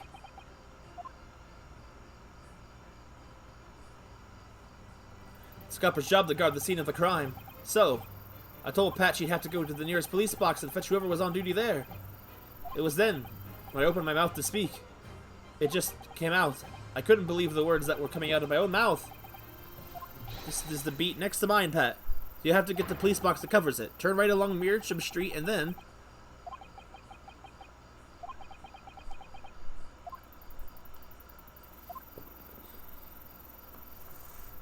Oh, she's, her eyes are all crying. Oh, he's gonna probably lose his job.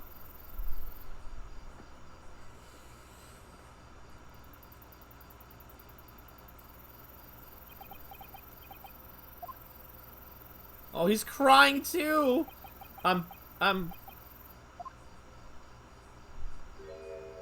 sorry. I'm so sorry. Oh, Constable. I just wanted just that one night to take my Patricia out for dinner. Oh, Rolly. Just that one night. You knew that if the incident was on your beat, your evening of celebration would be ruined. And so you decided to move the entire crime scene outside your jurisdiction. Just across the street to the east pavement of Briar Road, which falls under the neighboring beat scare. You see, I thought, well, I was sure that the victim was dead, you see. I beg your pardon? Oh, of course he did. Otherwise, my Rolly would never have left the poor woman on the freezing cold pavement. Oh, I see your meaning now. But God got me back from my sins, didn't he? That's why I missed the rose I bought for Pat. Oh no, Rolly, that was all my fault. I should never have dropped it in such a dark place. I'm so sorry, Rolly. And can you tell us, Constable, how many books did you move from one side of the road to the other in total? Huh? Oh, 4 it was. Yes, sir. Definitely. 4. 3 of them dropped by Mr. Natsumi, and the 4th being the one that fell from the window upstairs in the Garrett household, of course. But what made you place that book in the victim's hand? When all the others were scattered haphazardly around, I mean. Oh, well, sir, that's because that's how I found it. How you found it? What do you mean?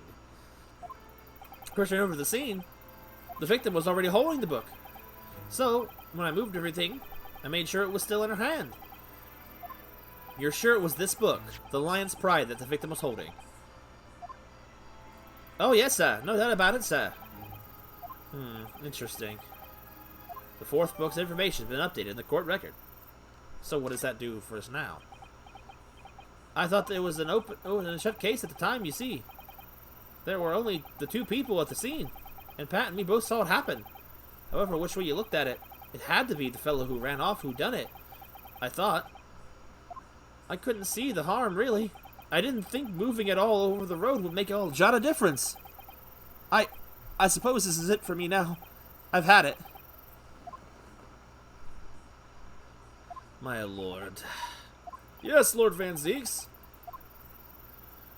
I believe that concludes the cross-examination of the witnesses. Yeah, I think we're done here. Constable, you may withdraw. Yes, sir! Mr. Prosecutor, sir. What will become of my Rolly? What will happen to him? For now, you are free to go home. The police will contact you in due course. Please, don't punish my husband. This was all my fault. It's because I'm always moaning at him for coming home late. My brain is too much right now. Leave it now, Pat. Let's go home. I'm tired. Alright then, my love. One last thing, Constable. Sir! Let this be a lesson to you. In a criminal investigation, every detail matters, however insignificant it may seem to you. Yes, sir. Carve that lesson to your mind. And never again make the mistake of tampering with the scene of the crime. Never again, sir. You mean to say? Leave now. This trial is not yet over. Sir! Get out of here. Well, quite a startling revelation, I must say. Whoever thought of a third party transplanting the entire scene of the crime like that? Indeed, my lord. Nevertheless, there are some immutable facts here. Principally, that the accused, Mr. Soseki Natsumi, is the only person who could have possibly committed the crime. We're back at this! We've just been spinning in circles! No, I disagree. Now that we know the true scene of the incident, there is someone else. Another person who could be responsible for the knife in the victim's back. Forgive me for being presumptuous, but I believe that the prosecution is probably well aware of this probability already. Lord Van Zeeks, is this true? Very well. Names the person if you will, and if further investigation is warranted.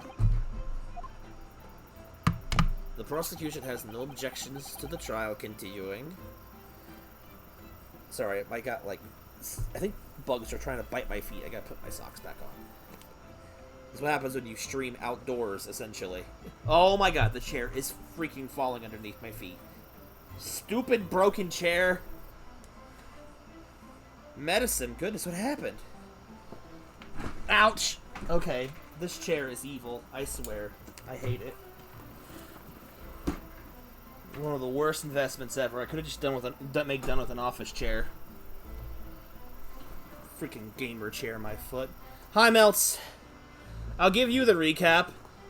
So, I don't know when you left, but essentially you found out that the constable moved the crime scene across the street, and that changes a lot of things. It also makes it possible that the maid / the wife has the potential to have been the accidental murderer. Essentially. So we're probably going to name her now.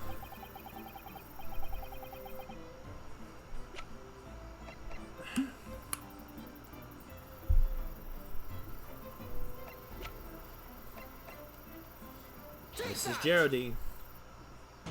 The defense would once again like to request a cross-examination of a new witness, my lord. Once again? Yeah, I know.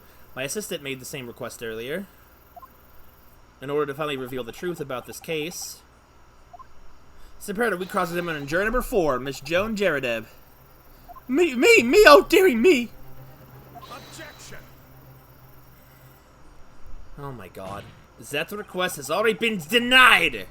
Objection! But the situation is very different now. Miss Jaredeb, answer me this. What do you want now, you little toad? This is why I don't want to drive. At the time of the incident, you were engaged in a violent argument with your husband, Mr. John Jaredeb. In the course of the argument, a minor house fire was ignited, and to clear the smoke from the room, your husband opened a window that looks out over Briar Road. Well, what of it? You threw this book at your husband when he was cornered with his back against the window. Despite the train of the open hinged casement window, the book plummeted directly down, finding its way to what we now know to be the true scene of the incident. Yes, and as I said, what of it? During the argument, you were beside yourself with rage. As such, you threw not just books, but anything you could lay your hands on. So, let me ask you one more time, Miss Jaredeb. This knife, the one removed from the victim's back, have you really never laid eyes on it before? Ah! She knows. Crumble.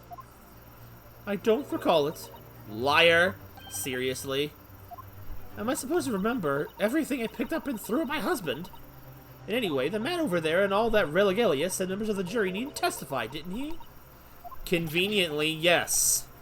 Objection! No, I have no recollection of saying that at all, juror number 4. Oh, he's mad now. Oh! Make no mistake, you jurors are not special in any way. You are not immune to the judicial process. If you know something about this knife, madame, let the truth come out. But that's just a common or garden knife. You could have come from anywhere. I have several like that at home. If one went missing, how would you expect me to know? Well, that sounds incriminating. What's that? Are you joking? What are you saying, please, Miss Jaredeb? Dude, that's so implicating. Now you listen to me. I refuse to believe all this nonsense. I couldn't bear the thought that I'd injured someone. Do you hear? I couldn't bear it! Oh, the poor woman. So, yes, I want evidence. I want to see hard evidence if you're going to insist this being my fault. You're going to have to prove me that I threw the knife if that's what you think. Come along now, chop chop. Do your worst. Well, Mr. Naruhado, if I had evidence like that, believe me, I would have thrown it at her already. Then take the stand, juror. Oh! The prosecution does not object to the defense's request to cross-examine this woman. Dang! What? Thank you, Lord Van Zeeks. I'm going to have to testify? This is insane. The jury is being pulled to the witness stand. Juror number 4, as I'm sure you will appreciate having observed with your own eyes today. Witness testimony can lead to the most extraordinary truths being unearthed. Truths of which the witnesses themselves may not even have been aware. Oh, dearie me! So I demand your full and unadulterated testimony, Miss Jaredeb. And mark my words, in this court of law today, we shall extract the truth. Do you concur, counsels? Certainly, my lord. Oh, that's what I'm hoping for, my lord. That's crazy. This is such a strange feeling. For the first time since arriving in this country, it actually feels real.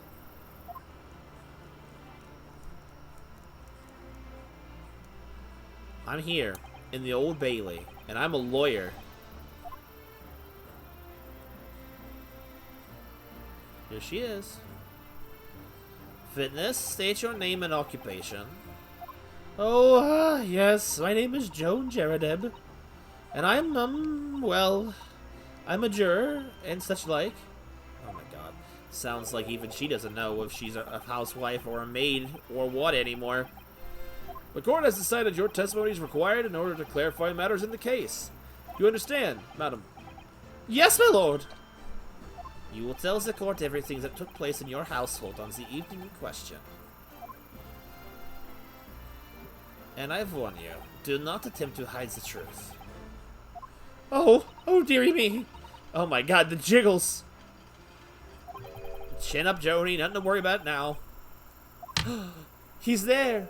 Oh, I didn't know you were here, John. Why is he here? The Moon Man is here. Wasn't it only you in the room that day, old thing, was it? Rather think I'll testify as well, don't you? But what about your knee, dear? Don't you worry about that. Hardly notice it. I'm not the sort of chap to leave a comrade to face disciplinary action alone. What a good husband. Oh, John. Oh, her eyes are all teary, too. That's actually kind of cute, I'm gonna be honest. I presume you are Mr. John Jaredeb? Yes, sir. Former second lieutenant of the 3rd Regiment of the 4th Northumberland Philisters, sir. See my fair share of action, now living the quiet life as it were. It's a quiet life. Were you not engaged in an incendiary battle with your spouse the day in question? Ah, well, yes, quite. I believe this may represent a first in the proud history of the British court.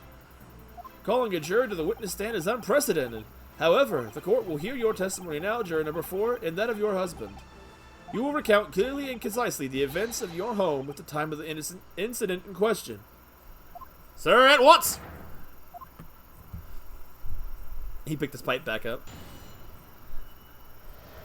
Okay, so basically we have implicated the possibility that juror number 4, aka the maid, aka the wife of John Jaredeb, could potentially have thrown the knife out the window and it landed down on the victim. That's what we're implicating right now. So now they're going to testify what happened the day of the crime and see what happened. That's what we're going for right now. That's the skinny of it. The battle of something. I didn't read it. Yes, on the day you're referring to, the wife and I did have a bit of a skirmish. Can't recall the reason now. Knocked a candlestick over and set fire to the carpet. Soon had it out, though, and got the window open. Meanwhile, I was picking up whatever I could find to throw at him. Plenty of knives around our place. Can't say I'd noticed if one or two went missing, I'm afraid.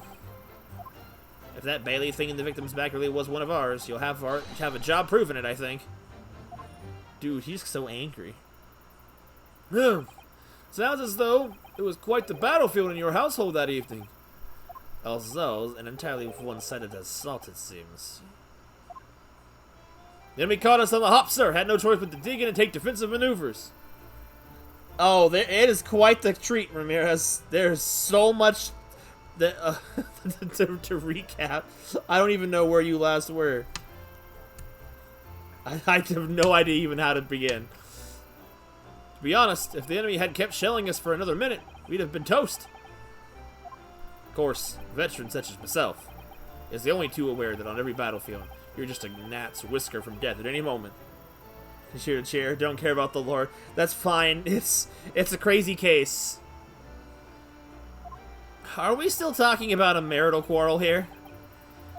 Well, I must say, I'm dubious that this testimony will shed any light on the origins of this jackknife. In combat, one's focus narrows such that surroundings are barely noticed. These witnesses may not be able to offer anything more than they've testified already. This may be a dead end. Van Zeeks may well be right. Well, whatever the chances, we only have this last cross-examination to cover the truth, Mr. Naruhado. Yes, I'm afraid so. Very well, cancel. Begin your cross-examination. Alright, time to sort this out. The Battle of Jaredeb. Yes, so the day you referred to, the wife and I did a bit of a skirmish. Can't recall the reason now. Don't remind them. The reason is what you told us yesterday, I believe. Shh. Yes, that's right. If I remember correctly, it all started because of a note that was tucked into a page of a book belonging to Mr. Jaredeb. A rather passionate note, in fact. But Miss Jaredeb found the note, discovering her husband's little secret, and she gave him a mighty number of slaps across the face for it, too. What of a sordid state of affairs? Hell on earth. Have no fury, you know. I say, when the chap says he can't recall things, it's common decency not to drag it all up. And besides, half of it was wide of the mark anyway. A likely story. These waters run very deep. Chicken fried steak sounds delicious. Now I'm hungry for it. And what transpired next after these multiple blows to the face? Dude. Knocked the candlestick over and set fire to the carpet. Had it soon out though and got the window open. Hold it! And the fire also spread to some items of furniture, didn't it? The bookcase, my armchair, anything of mine, really. Just happens there was some bathwater around that evening, so I sloshed that all to pile it out. A most precarious situation to put yourself in. Ours is a three-story house from down on the west side of the street, where the water main isn't connected yet. Have to draw water from a public water pump during the day if you need any, you see. The lodgers are always moaning that they can't get any water at night. Although, that little mustached Japanese man buys water in bottles, I believe. The defendant, Mr. Natsume, you mean? Yes, he receives a stipend for his studies, you know, for his home country. Can you imagine being able to brew a pot of tea at all hours? He's obviously very well off. Have you actually seen the state of the man? I believe he uses all of his income to buy books. Well, anyway, the point is, I was able to douse the fire with water, fortunately enough. I can't remember the last time I've had chicken fried steak, honestly. Now, see, I'm more paying attention to this chicken fried steak than I am the case. I'm hungry now. Meanwhile, I was picking up whatever I could find to throw at him. But your knives around in our plate. Oh, hold on. Hold on. Stop! I needed to press those. Alright. No, you're fine. I might have to go and try and find some somewhere soon. Might go to the... I was at the grocery store today, too. It's a shame.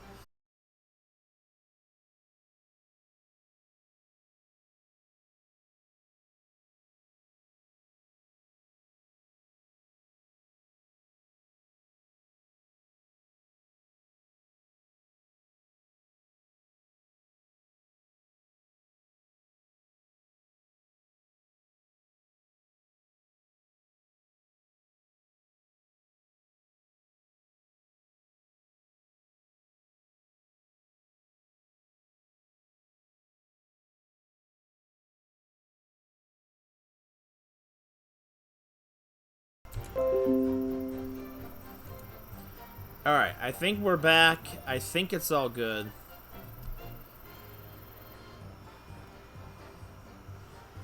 Alright, so basically, I was just saying the only thing that really missed is Miss Jaredeb was being outed for being an abusive wife. And, you know, one of the jurors was blaming that on just women. And then Sasato is over here completely, like, called out and uncomfortable now. And it's hilarious. By the way. How did she know I was thinking that? So, please cast your mind back and try to remember. Was a knife among the items that you threw at your husband that day? I'm already eating. Yeah, take him down. In all honesty, I don't recall. But I feel I must point out that I'm no monster. Let me see. Some bread, a cabbage, garlic, a towel, a sponge, Fine. a napkin. What you got, sir? Do you have something to add, sir? Mr. Jaredeb! Don't shoot! Sorry. I beg your pardon. Did your wife's remark now just bring something to mind? Nothing of any significance, no. Just that the barrage of projectiles the old thing launched in my direction was somewhat more solid than she implied. It's books, bricks, and a fire poker, I seem to recall. Ouch! And the woman's aim is uncanny. She hit a direct hit with every volley. Ah! Good grief, woman! We're not at home now! This is the court of law! She just poured coffee into his freaking pipe! Oh, dearie me. I am so sorry, dear. What is she even doing with a teapot in here? That's what I'm wondering! Honestly, John, I would never have thrown such things at you, obviously. We'll take a look at this, then. How do you suppose that happened, hmm? Your pipe, sir? I didn't even realize it was... I had this thing in my hand as usual at the time of the onslaught. Knocked it clean out of one of her soft projectiles, she did, yes. And when she went to pick up the thing up, it was broken in two. I can see a sponge do that sort of damage. Now you see, your pipe was broken. It would never have been sent flying unless it was hit by something pretty solid. Anyway, I've managed to bandage the thing up for now. You are one to exaggerate, aren't you, dear? Oh my god. What do we should make of this account? It could be important. Why not? Slam! The defense believes that Mr. Jared's remarks just now to be of great significance. Oh my god. This is for veterans. Words only tell us one thing. Betray a fiery wife and pipes, as well as hearts, may be broken. Sentimental wisdom, perhaps, but hardly worthy of adding to a formal testimony. Indeed, common sense, one might say. Might one? In that case, would you at least permit us to examine the pipe, sir? Well, I don't see why not. Oh, dearie me, there you go again, trying to integrate yourself with a young lady. I couldn't read that word, I'm sorry. Very well, the court will accept the gentleman's pipe as evidence. Oh my god. I hope I didn't speak out of turn, Mr. Naruhito. I was just feeling rather disappointed for you that your request was turned down. Oh no, it's fine. Thanks to Susato-san, we have some evidence to work with. We should examine it carefully. Why is she apologizing? Okay. That is glass. Wait, no! That's not glass, that's the knife tip! Oh, there's something just twinkled inside the chamber of the pipe there. Yes, I saw it. Something's stuck in there, I think. Let's turn it over and give it a shake. What's this? It's a tiny fragment of metal. It's the tip. It looks like the tip of a blade or something. The tip of a blade. Surely it couldn't be. Dude, she threw a knife at him! Very good. Looks to be in sorry state with that bandage around it, doesn't it? How would it even work? But for some reason, it feels slightly ominous to me, like it's trying to shout out a warning. Probably because it's the same blue as Mr. Jaredeb is dressing in. I suppose it must have considerable sentimental value to Mr. Jaredeb, given that he's gone to the trouble of repairing it like this. Either that, or he can't afford to replace it.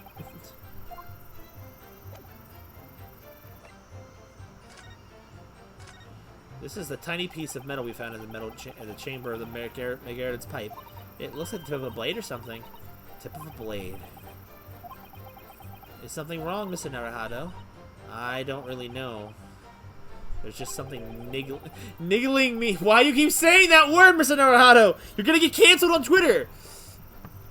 Perhaps in that case, it would be wise to examine some of the other pieces of evidence again. But I know what it's... I can't combine it. Well, maybe I can combine it. But it's not. But it's not. It's not spelled nagging. I would have said nagging if that was the word. So here we go. Oh, look here, Mr. Naruhado. Just the tip. This one piece of blade appears to be missing. I know that. Wait, part of it's missing. I could be wrong, but I've just got a feeling. You remember this? Ah, that's the tiny fragment of metal that we found inside the Mr. Jared's pipe. Yes, and just maybe. Oh my! It's a perfect fit! Somehow, I just knew it. Oh. Okay, well that... I knew that, but it didn't update the evidence! Oh wait, yes it did. The tip of which was found broken inside Mr. Jared's pipe bowl. Okay. Good job. The N-word! It's for real this time. Well, thank you for that rebuttal, Mr. Jared. I don't know if we can return to the crux of the matter. What can you tell the court about the knife used to attack the victim? Plenty of knives around our place. Can't say I noticed if one or two went missing, I'm afraid. That thing, Balays and the victim in the back was really one of ours. You have a job proving it, I think. Well, we don't need to prolong this anymore. I've already done enough of that earlier. What? No. No. What? What do you mean?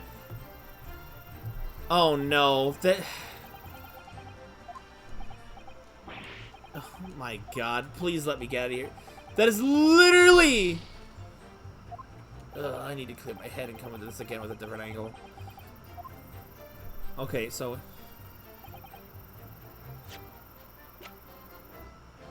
The fragment? Oh my god, it was the fragment!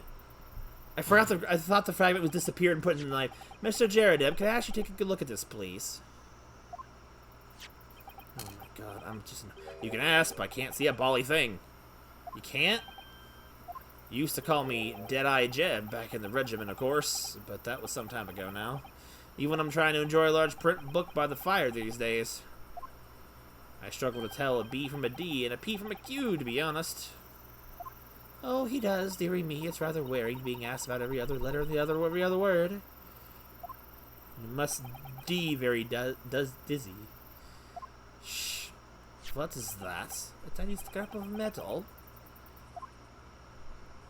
Yes, almost certainly from the tip of a blade. And what may appear at first to be just a tiny scrap is in fact a crucial piece of evidence. Interesting.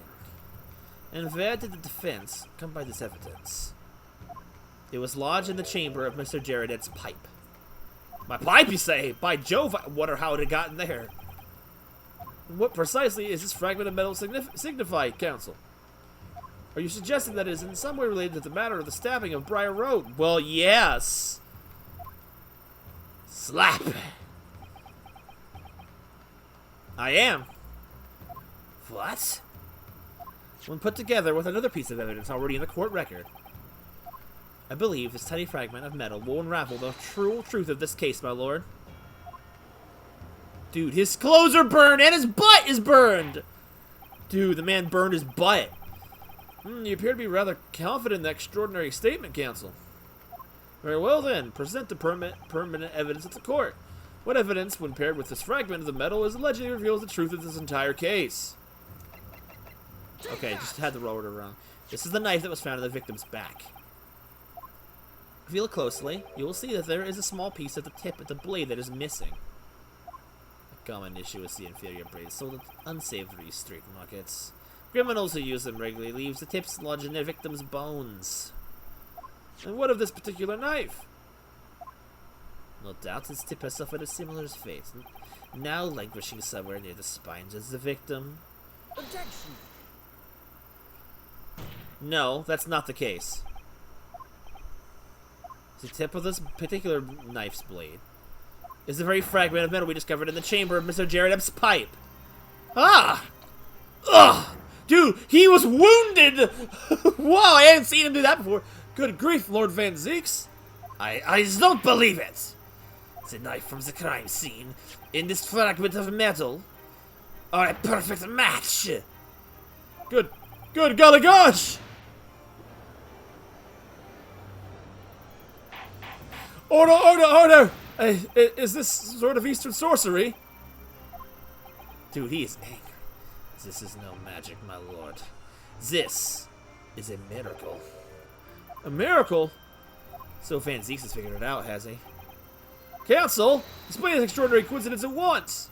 Yes, my lord. The crucial point we have to ask ourselves here is when did the fragment of metal find its way inside the Mr. Jared's pipe? Something that was clarified for us in the most recent witness testimony. I had this thing in my hand as usual at the time of this onslaught. Knocked it clean out with one of her soft projectiles, she did. Yes. Never would have sent it flying if hit by something pretty solid. That's why it's got a chip in the pipe. Oh, dearie me.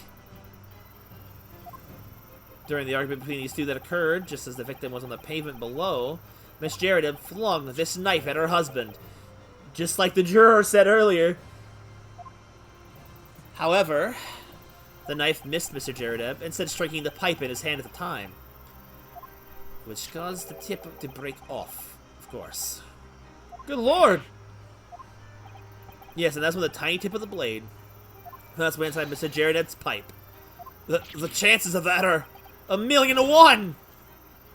And yet, there's no other credible explanation for how the tip of the blade ended up in your pipe. Then, after losing its tip, the knife ricocheted off the pipe and flew out the open window. Ah!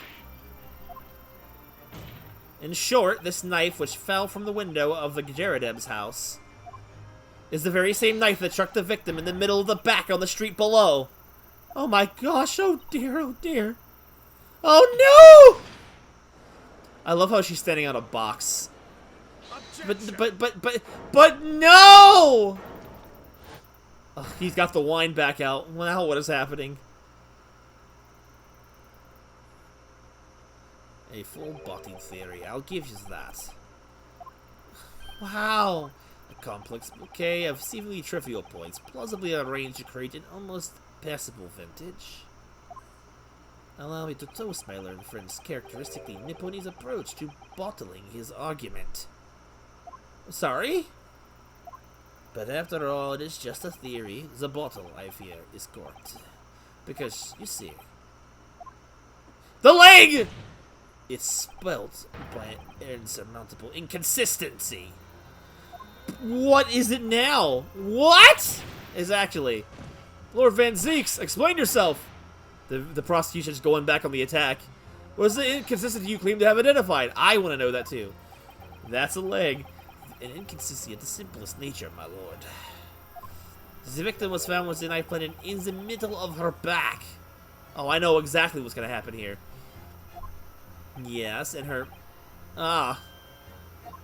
Dude! That's right, you silly little man! Oh, dude, he is slapped. He was not ready to dodge that. Oh, he's clear. Now, Joan, old thing, what are you getting so excited about? Let us consider the basic facts of the case once more. The victim was walking along the pavement before being stabbed in the back and flung to the ground.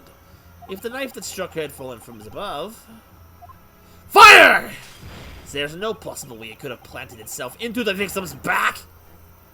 I have a great counter for that if you let me speak! Order! Order! Quite right, you see, that's exactly right. If the knife had fallen on her from above, it would have struck her on the top of her head as she slaps her husband again. What a trooper he is. Well, Uh-huh. He's lost for words. Look! I knew it. I never liked his theory in the first place. I don't know, though. What if really did happen? It would appear the defense has made a rather spectacular blunder. If the theory has even one consistency, it cannot stand. Your theory, my learned friend, is history. Dude, that's another new pose. No, I have it. Let me speak! No, I know it. We were so close. I could see the truth. I was sure we worked out we were on the right track, but now the way has been blocked completely by just one simple inconsistency. No, it hasn't. Or in other words, we simply need to eliminate that one inconsistency, and the theory will stand. Mr. Zato. God, she's the goat over here. You mustn't worry, Mr. Naruhado. You were just caught off guard, that's all, and your mind went blank. But if the path you were on is indeed correct, then a way will present itself. The key in this is in the court record, I'm sure. All the information you need is there. It seems you have nothing to say, my Nipponese friend. Well, your silence speaks volumes. A tacit acceptance that your theory is fatally flawed. Let me... Nah, I got it. I ain't done yet. Rise, Mr. Naruhado! This inconsistency doesn't mean I was on the wrong track. All it means is I need to sharpen my mind and dig deeper for the truth. It's a test! Dude, what a smash! Yes! If the knife fell on the victim from above, there's no way it could have hit her in the middle of her back. Under normal circumstances, that is. What are you implying? Counsel!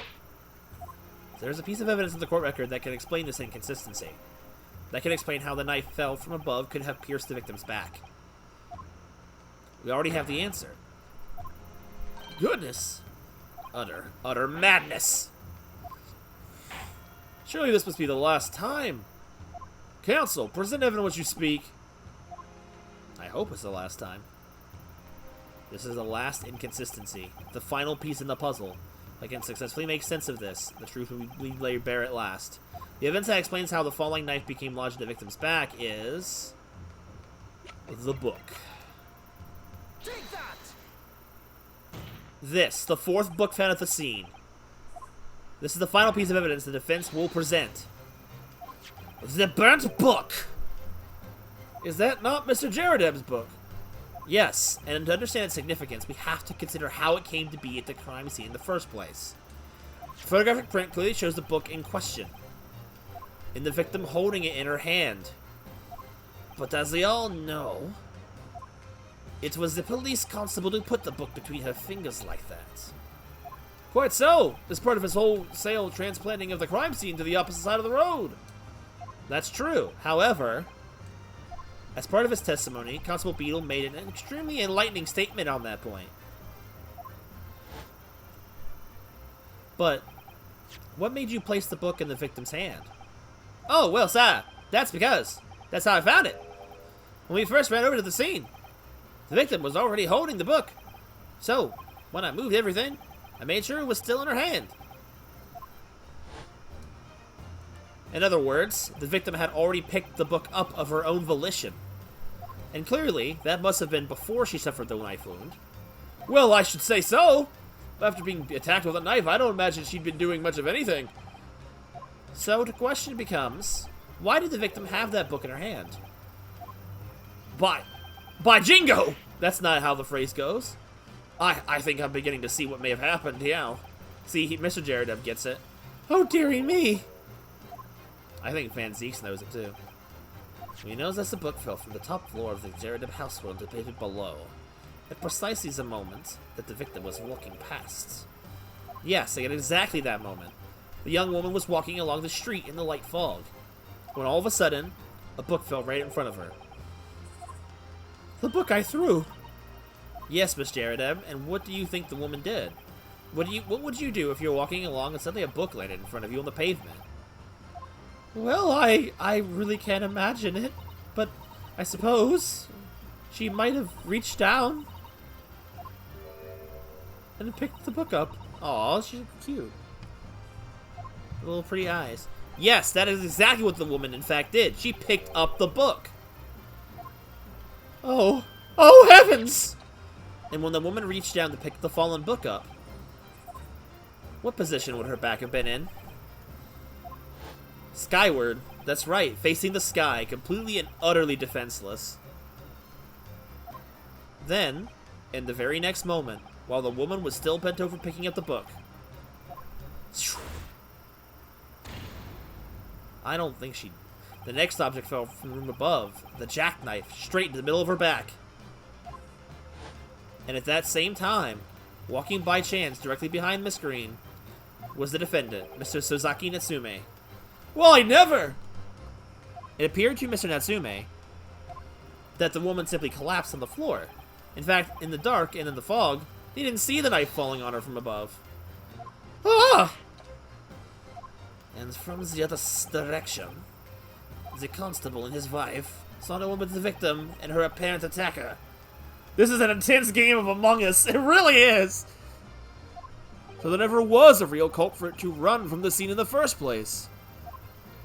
No, this was nothing more than a series of unlikely events that culminated into an unfortunate accident. And that is the real truth behind this case. Hit the eject button.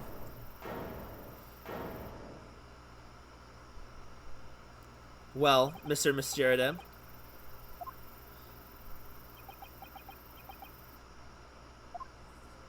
Very first time you showed me that knife, I had my suspicions. I wondered if perhaps it might have been something like that. There, old bean. Poor Miss Jaradev.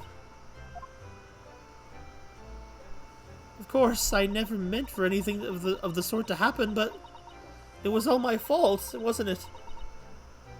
Technically, yes.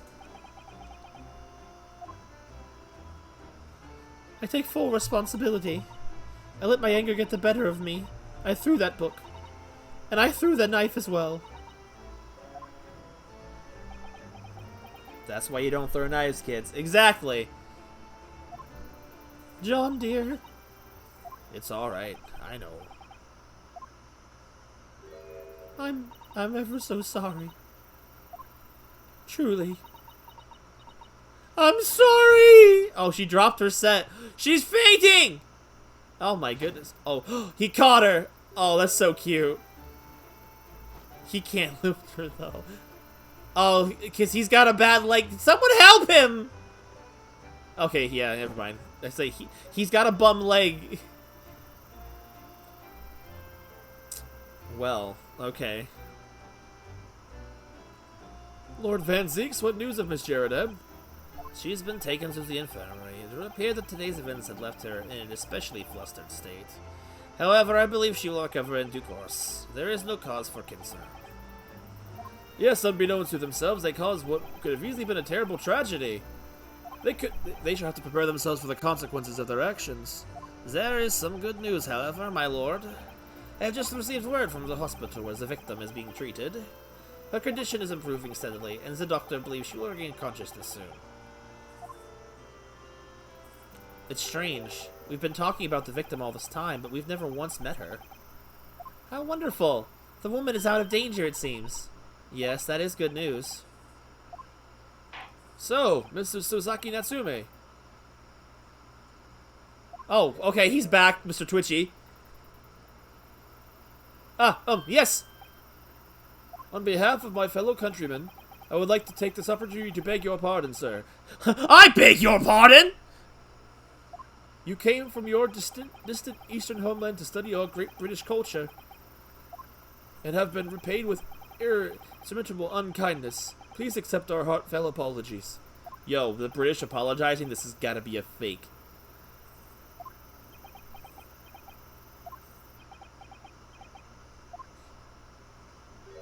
No, it is me who should be begging your pardon. Oh no, Mr. Natsume. That evening, when the young woman just collapsed on the pavement before my eyes, I jumped to the wrong conclusion again, in my confusion. What conclusion, sir? I was sure that the woman was dead. Yes, Constable Beat said the same thing, didn't he? He thought she had been killed too. I suppose she must have looked completely lifeless. It's been about a year since I arrived in Great Britain now, but I still can't get used to life here. I can't relax. I'm sure there are evil spirits lurking in the fog. Like they're haunting me. Poor Soseki-san. His imagination really has got the better of him. Yes, poor man. So when it happened, I thought the young woman had been taken by the spirits, by the fog spirits. I should never have dropped my books like that and ran away. I should have called for help, for a doctor, for the police! Instead, I've managed to create a rift in the relationship of trust between our two empires. And for that, I am truly sorry.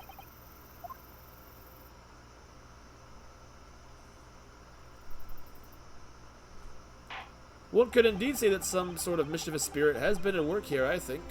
One that created a chain of unfortunate mishaps. We were befooled by this spirit and led to false conclusions. But thanks to Lord Van Zeeks and our young lawyer here from the east, that chain has now been broken and the spirit exorcised. I heartily commend you both. Oh!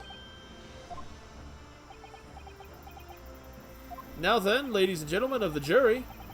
Yes, my lord. In accordance to this trial, I must ask one last time for your decisions regarding the defendant's culpability. Are you ready to present your findings at the court? As the foreman of this jury, I can assure you we've reached a fair and just conclusion. I do declare the truth can be extremely cruel at times. Well, I didn't suspect the woman next to me, that's for sure. Sitting in for the old bean while she's out of action, you know. But I know what her decision will be. Does this mean I'll finally get to be able to get out of here and start work? Well, it's about time. I say I'll have a corker of a story to tell the grandchildren when I get home, won't I? He's been hearing it? Very well, ladies and gentlemen of the jury, I hereby demand your final decisions. Mr. Foreman? Not guilty. Not guilty. Not guilty. Not guilty. Not guilty. Not guilty.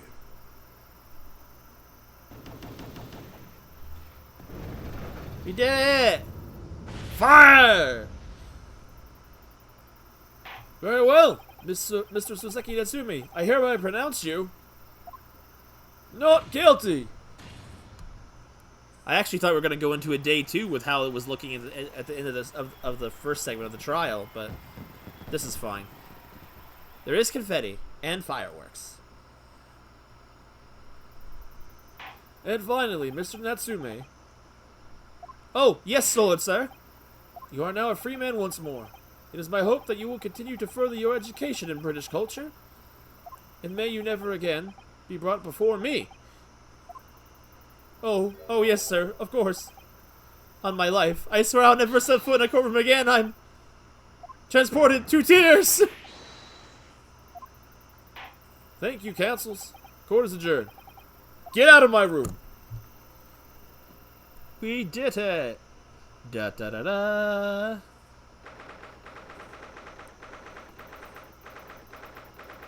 The Old Bailey Defendant's Antechamber. Oh, Locum! Oh my god, you still gonna call me that? Wait, you mean me? Of course! Is there another Locum here? I don't know what is there even one? Compared to the original Locum student, Mr. Naruhito Esquire, your name has become rather short, hasn't it? What's wrong with using my actual name? Oh, at last, I'm free! I'm free! Joyful, joyous, jubilant, jubilation! Oh my god, the reversed hip thrust. Heady, hearty, happiness, hurrah! He's just going. Oh, I'm pleased. Mr. Natsumi is delighted. Would it be so hard just to say that, then? Locum, you did it! You saved me from the brink! Well, what happened to the poor woman was in no way your fault, after all. I'm just glad everyone can see that now. No, not that! Lovely, loyal Locum lawyer! Oh my god.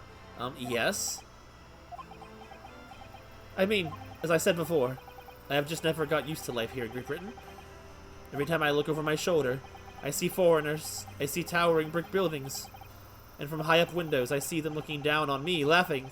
Look at the little hunchback! Oh dear, I'm sure it's all in your head, Mr. Natsume. Alright, Sora, you have a good night then. But today you, Locum lawyer, gave my gloom the boot! You stood firm behind that baronical bench before all those blathering British. You battled the bitter end, to the bitter end, laying bare and baffling the truth.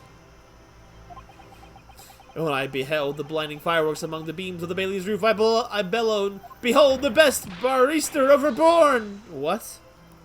Well, that's very flattering, and we're very pleased for you.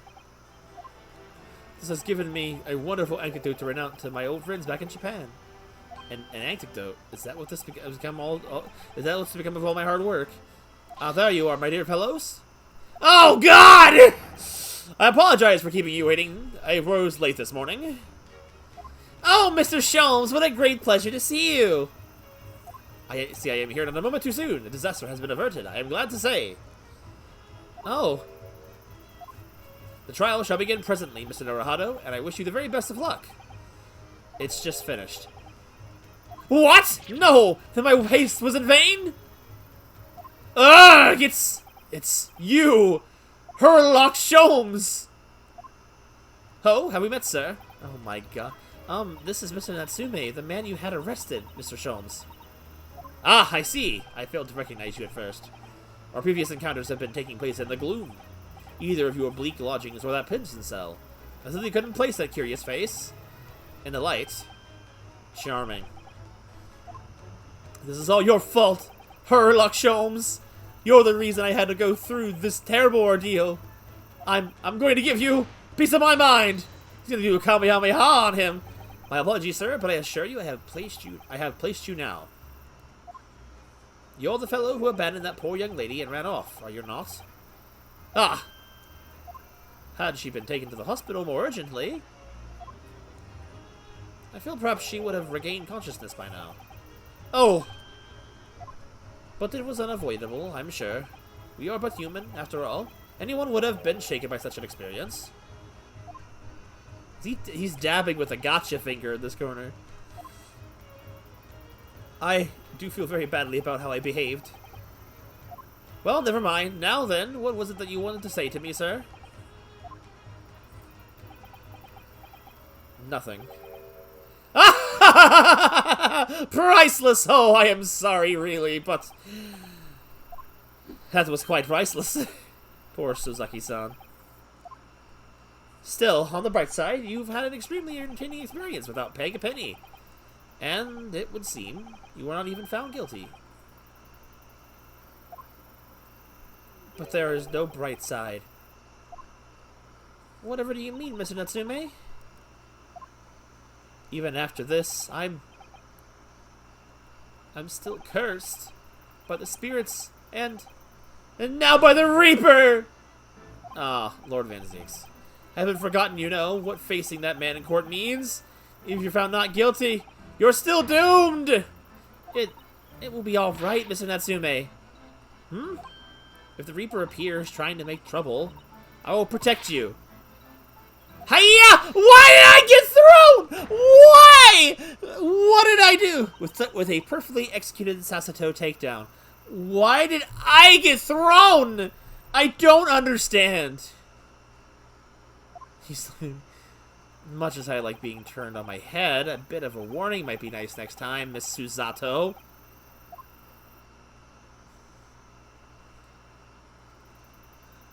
God. So, Mr. Natsume, what do you intend to do now? You mentioned something about recounting your experiences to your friends back in Japan.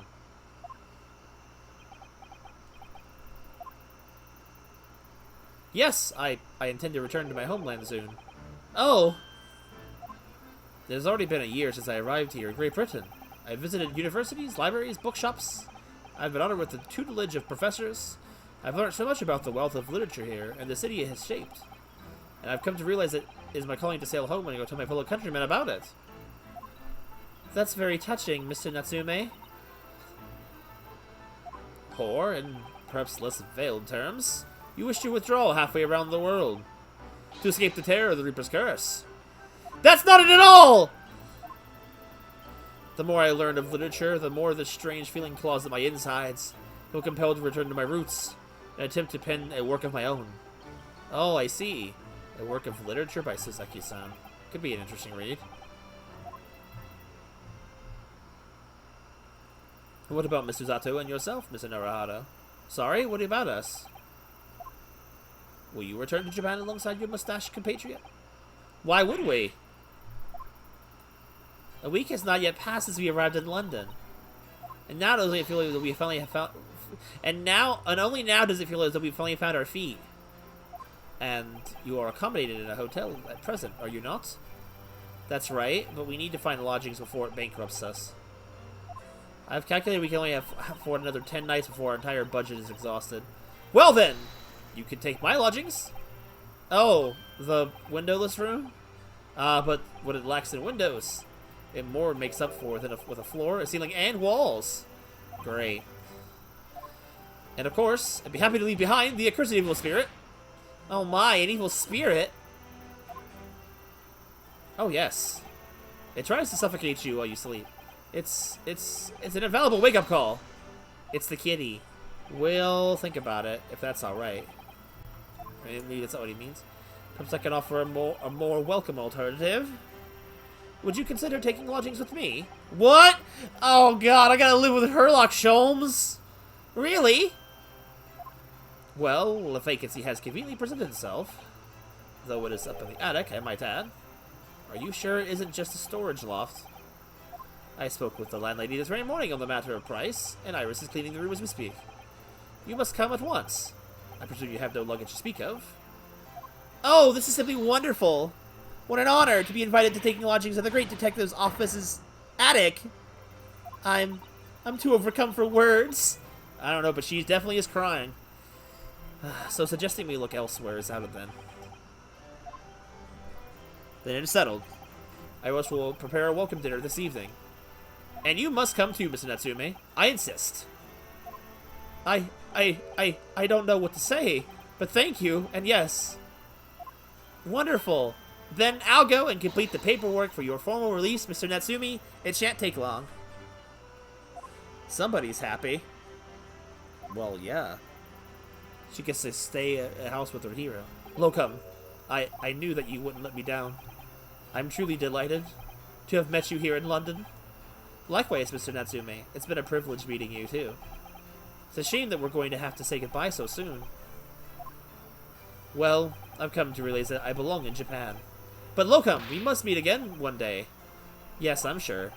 And hopefully by then, I'll be a successful lawyer. Hopefully by then, I'll be a successful author. Well, my dear fellow, our carriage appears to have arrived. Shall we go, Mr. Naruhado? Yes, Mr. Sholmes. I have a little doubt Mr. Natsumi will be released in time for dinner this evening. And so, with Sozeki-san's innocence successfully established, we rode with Mr. Sholmes to what was to become our new home. 221B Baker Street.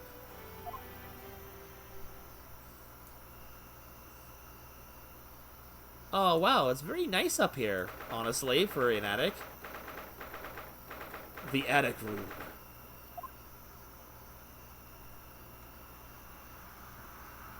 So this is to be our new office, yes. Our office? I'd rather like the sound of that. Me too. It's simply wonderful, isn't it? I hope you can see this, Kazuma. Nice and spacey. It's only a small step, but I like to think we're getting a little closer to your dream now. So, my dear fellows, do you like the place? Whoa, he cleaned up! Ah, Mr. Sholmes, yes, thank you so much. His hair is fantastic. It's a delightful room, Mr. Sholmes. I simply adore it.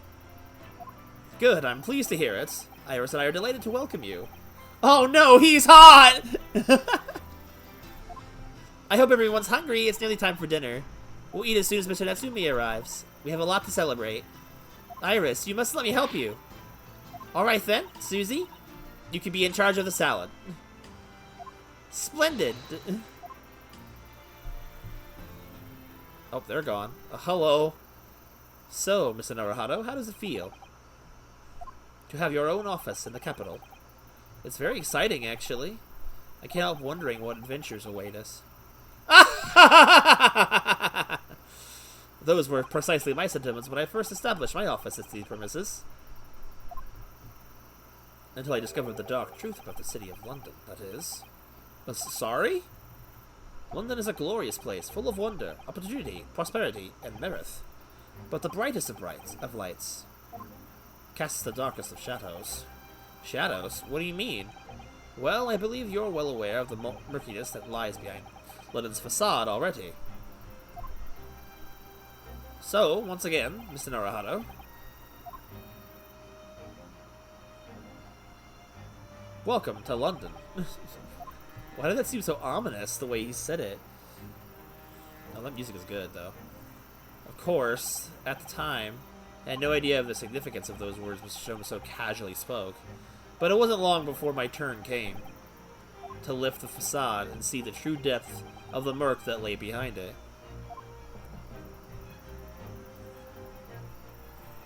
Oh, and okay. So we're already going towards the final case already. It's always ominous when you say welcome to London. There you go. It's kind of weird to think like we're already going into the final case. Like it feels like it's going way too quickly. The Adventure of the Unspeakable Story, Investigation Part 1. Well, we got time to start it, I guess. Let's go, I guess. The Adventure of the Unspeakable Story, The Hound of the Baker's Villes. A hound it was, but not such a hound as any mortal has ever seen. Its eyes glowed with a smoldering gaze. The whole lot of its ox-sized body was outlined in a white-hot flames.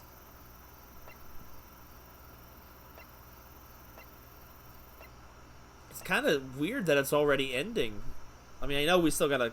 We probably have, obviously, the longest case so far, but none of the cases have been terribly long, but longer than, you know, they get longer. Alright, well, let's start going.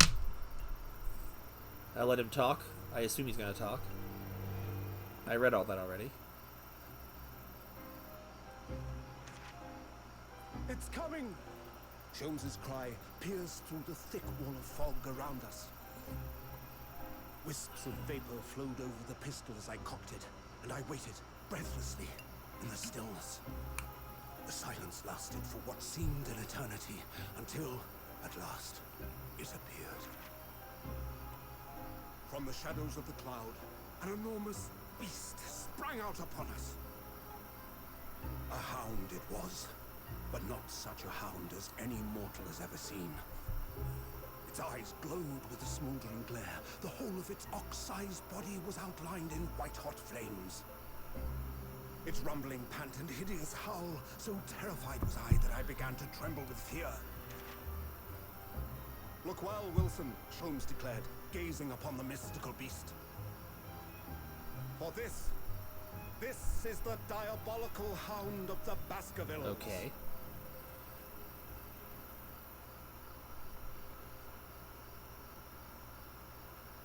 The first 2 months in London passed by in a flash.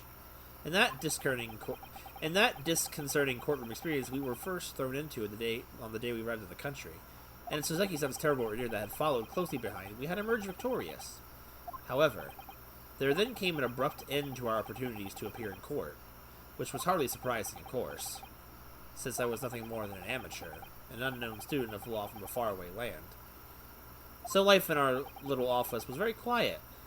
That is, until it was shattered one day by that fateful telegram. The 15th of April, okay. Naruhado's Legal Consultancy.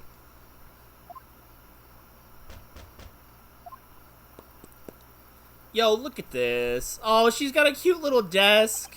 Why is my desk massive and covered in junk? No, that's kind of like what my desk looks like here.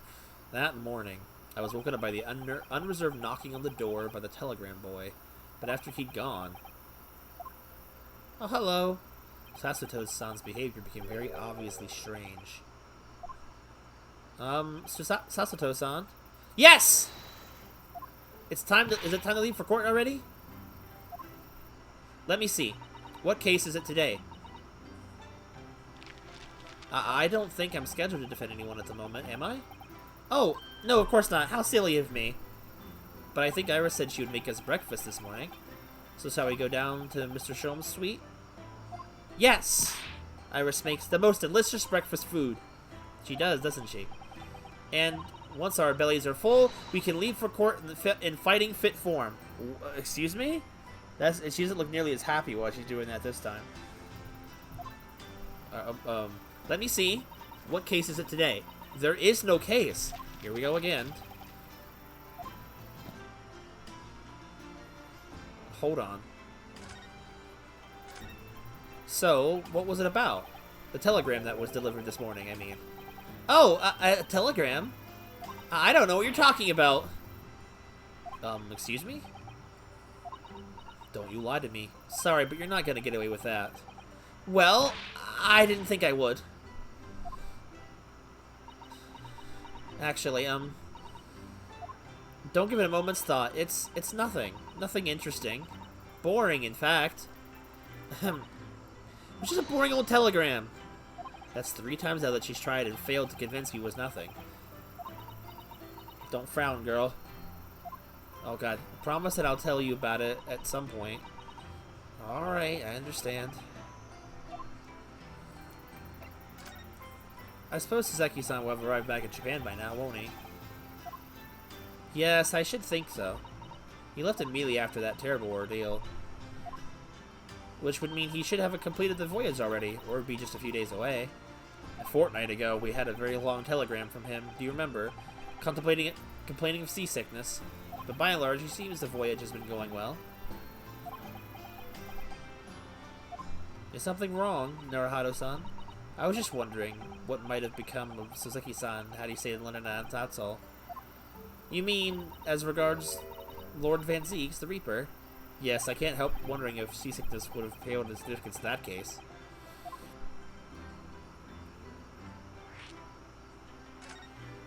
What is it they say? That no one who stands at the dock can be saved from the Reaper, right? Like the way that Nightmare's trial ended on the very day we arrived in London. Even 2 months on, the cause of that dreadful fire is still a mystery. Yes, but at least Saseki-san is safely out of the country now. Presumably that means that the curse of the Reaper can only take effect within the confines of the city of London, perhaps? Even if that's the case, it's a little comfort. I have a terrible sense of foreboding. If the legend of the Reaper is to be believed, it would mean he wields the sword of justice himself. Come to think of it, I wonder what he's been up to these last 2 months. Surely not wielding that sword against more acquitted defendants. No, I don't think so. Apparently, Lord Van Zieks hasn't appeared in court once since our last encounter. Oh. Yeah, since Saseki-san's trial, he's withdrawn from judicial service again, it seems. Really? Just like before, when he wasn't seen in court at all for several years. So it's just been me who's had to face him in his recent spat of trials then. Ugh, just my luck. I wonder if luck doesn't come into it. Sorry? What was that? Oh, nothing. Never mind. She can read our minds. I just have the armband. What happens if I present it to her? I haven't actually tried that. It means a great deal to me, you know, that you cherish his armband so and wear it each time you appear in court. Well, it's very important to me. It shows that I'm a lawyer, and whenever I wear it, I feel as though it gives me strength. Through Kazuma. I obviously can't be without it, especially when I'm at a critical point in a trial. But just the other day, I noticed you wearing it when we went to visit that park. Sometimes I forget to take it off.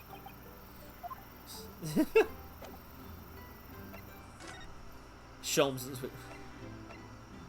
with his furniture he moved in recently. I love it. Well, I call it a consultancy, but the clients aren't exactly beating down the door. Here he is, go downstairs for breakfast. I guess I can look around. There's anything to see. It's spring at last. The weather is warmer now, but I love the smell of the fire and the steam rising from the kettle. Oh, would you like some tea, Mr. Naruhito-san? Thank you, Susato-san, but I'm alright for now. With the green tea Susato-san makes me from time to time, and Iris's unique herbal infusions. Place is a paradise for a true tea lover. Green tea is such a wonderful accompaniment to British tea cakes, don't you think? What is this thing? This is the tea set that Sasuto-san brought with her from Japan. So hope she hasn't noticed me slipping sugar and milk into my cup when she makes it. It's just so bitter. Tea is a drink to be enjoyed, Naruhado-san. You really don't have to force yourself to drink it, you know? I don't like to see you screw up your face, so. A shovel! That spade has been in here since we started renting the place. Oh, that's not a spade, Naruhado-san. It's a shovel. No, shovels are for digging. That's for scooping up loose material. It's a spade. Oh my god! They did the stepladder joke. Oh my god! But with shovels. No, spades are for digging. That's for scooping up loose material. It's a shovel. I don't want to dig a hole for myself, so let's leave it. She just looks so angry! I don't think I've ever seen her look that mad. Like, at all. What?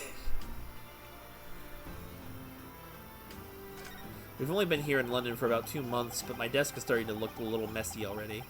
You should you could tidy it up once in a while.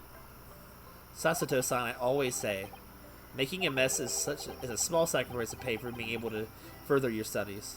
And time spent tidying up is time you can't devote to the same cause.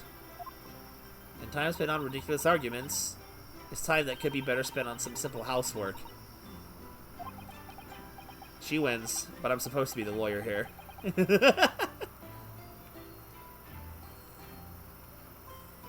Oh, hello. Ah, the Doraemon doll I brought with me from home. Still with only one eye colored in. Instead I colored the eye in once I won my first court case here in Britain, but you have one, haven't you? Twice, in fact. Because I feel as though I'm still lacking as a lawyer. I'll tell you what. Why don't you color the other eye in once you think I'm a proper, fully-fledged lawyer? If you insist. You're trying to pawn off your work on her, dude. Got orange. Ah, this must be the telegram. Let's see. Oh, I didn't realize. Ah! No, you mustn't look at that! Not under any circumstances. Alright, I won't. I'm sorry, Naruhado-san, but you can be very mischievous at times. Then put the telegram away if you don't want people looking at it. I was just trying to check the desk. Oh, I can't check the desk at all. Okay. Is that a fish? We were rather lucky to find that old aquarium left behind here. The prawns we put in here are going rather well, and the anemones too. It's a wonderful invention, isn't it? The sea, behind glass, inside your room. Another example of Great Britain's greatness. Having to clean it out and change the water isn't so great, though, is it? What's this? You know, I've never seen inside your room there, Sasuto-san. Never even peeped inside. I should think so, too. A young maiden's private chamber is a place of bittersweet secrets, you know. Whatever you say, young maiden. I figured that was probably her room. Okay, I don't think there's anything left to see. We can leave. I've been screwing around for too long. I just wanted to see what was around.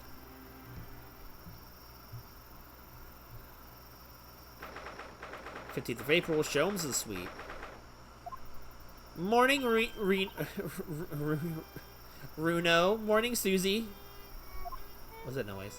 Good morning, Iris. Iris? What is it, Runo? What is that terrible noise? It sounds like a cat being strangled. Ah, yes. You noticed that, did you? Hurley isn't in the best form this morning, it seems. Uh-oh. He's been noticed. Oh, he's sad. Hello. Hello, Mr. Sholmes. Good morning. Oh, and good morning to die, perhaps. Has something happened, Mr. Sholmes? You look miserable, and the way you were playing the violin before. Huh.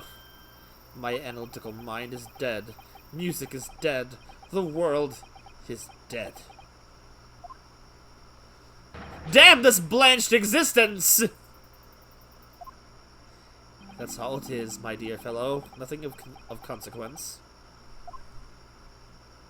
I'm afraid I don't understand. Well, Iris? Isn't it time we ate? Some dry toast and in-sped coffee for me. If it's not too much trouble. Dude, what is he doing? Why are we roommates with Herlock Sholmes? Kitty! Oh look, it's Wangahai. Good morning, boy. Someone started a tiny door for cats to use. I'm just gonna keep this for later purposes. But how did it get here? Well then, everyone, it's time for breakfast. Oh, wonderful. Let me help you, Iris. It would indeed be a fine day to die. I need something to look different. Something's missing from Mr. Sholmes' desk. Alright. Time to talk. Wanting to die. You seem to be very unhappy this morning, Mr. Sholmes. What's happened? It used to be the case that in my hands, this violin sung like the dawn chorus. Its mellicent tones would make flowers bloom. It would. But now the muses are unamused with me. The goddesses of music have thrown me over. Whatever do you mean, Mr. Sholmes? I thought you left. For hours I have bowed, for days even. Through the night I have endeavored to no avail. That sound, my tone, is lost. That brilliant, clear, unwavering tone. Gone forever! No more rectals of unbridled emotion! Well, you haven't been practicing much lately, have you, Hurley? Don't worry, I'm sure it'll come back to you in time. Heed my words, Mr. Naruhodo. The goddesses of the arts are fickle. One day they bestow genius on a man. The next, they unmercifully withdraw it. Oh, dear. Ugh! Why is this happening to me? If they take the turn I have valued for me, what is left, for pity's sake? What is left?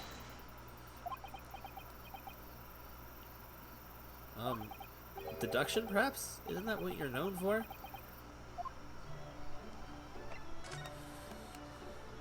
Mr. Sholmes, I don't like to pry, but your desk looks rather empty today. Ah, well done, Miss Susato. Your observational skills do you credit. Oh no, Mr. Sholmes, they pale into insignificance when compared to yours, she says with a sly little smile on her face. You struggle not to notice, wouldn't you? You mean Hurley's great analytical scope? It's at Windy Banks now. Sorry, it's at Windy Bank? At a Windy Bank? No, Windy Banks. The pawnbrokery. Pawn? What? You mean you pawned that enormous machine of yours? Has some considerable value, you see. Quite undeservingly. But isn't it a very important machine for your work? I do wish you had consulted as if your situation had become so desperate. I would have gladly passed you what little income I have to you. Dear madam, things are far from desperate. But the pawnbroker has your wonderful machine. How can it be anything but desperate? Making use of a pawnbroker is quite ordinary here in London, I assure you.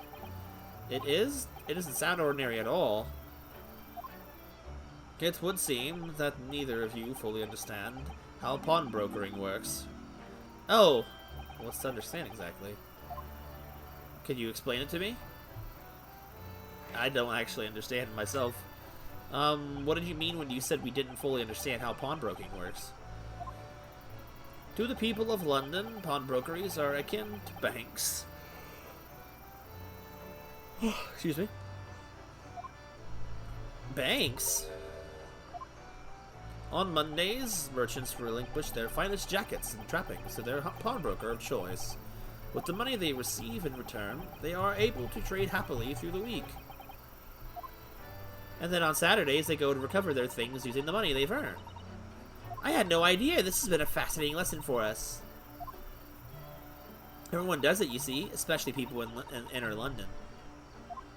And should they have money to spare, they would purchase another fine jacket. Not to wear, obviously, but to pawn, should the need arise. Oh, how ingenious. How do you say it? So whenever we have something that's getting in the way, we leave it at Windybanks, you see. A pawnbrokery can be thought of as an extremely secure vault. Who would have thought that even pawnbrokers are different here in Great Britain? Of course, you have to watch Hurley with it. Sometimes he pawns things he really shouldn't. Don't you, Hurley? What does it matter? The world is dead to me now. Well, I don't have anything to present to you. What happens if I present it to him? Mr. Sholmes, can I ask you your opinion about this? He ain't gonna care. You lure me to raise my linked head with the promise of some mental exhilaration. Yet in my morbid depression, I am confronted with the most mundane of problems. Oh. My mind finds greater simulation in the unforgiving monotony of the floor than your miserable offering. Always got to help. Oh, my head weighs heavy on my shoulders.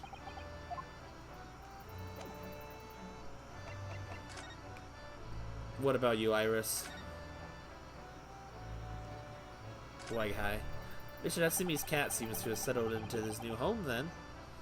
Oh, yes, and I've become very attached to the little Waggy. Huh. It would appear his previous owner is completely forgotten to him. Cats are unfeeling creatures. Their mews are as empty as the hearts of the muses. If Mr. Natsumi had no intention of taking Waggy back to Japan, I wonder why he kept him in the first place. I expect he would have taken him if he could, but pets are strictly forbidden aboard the steamships in our experience. And for good reason. Terrible things can happen if the rules of passage are not obeyed. Well, I don't mind, because Waggy is adorable. Yes, he really is. Oh yes, what about the door? I don't remember seeing that tiny thing in the main door before. Where did that come from? Oh, you noticed! You were observant, Bruno. Look, I use this. It's my latest invention. What? What is that? I call it the Cat Flip-O-Mat. Gosh, a machine for making doors just for cats? That's right, it can make a cat flap for a little flurry for them, like Waggly in seconds. And it can do it in any door at all, no matter what it's made of. It's very powerful, you see. Would have been quicker to just make the cat flap rather than making a machine to make the cat flap. Well, yes, maybe, but now I can make cat flaps anywhere I like. Oh, I think it's wonderful. You must make one for us at the door of our office upstairs, Iris. She really knows how to come up with unconventional inventions, this girl.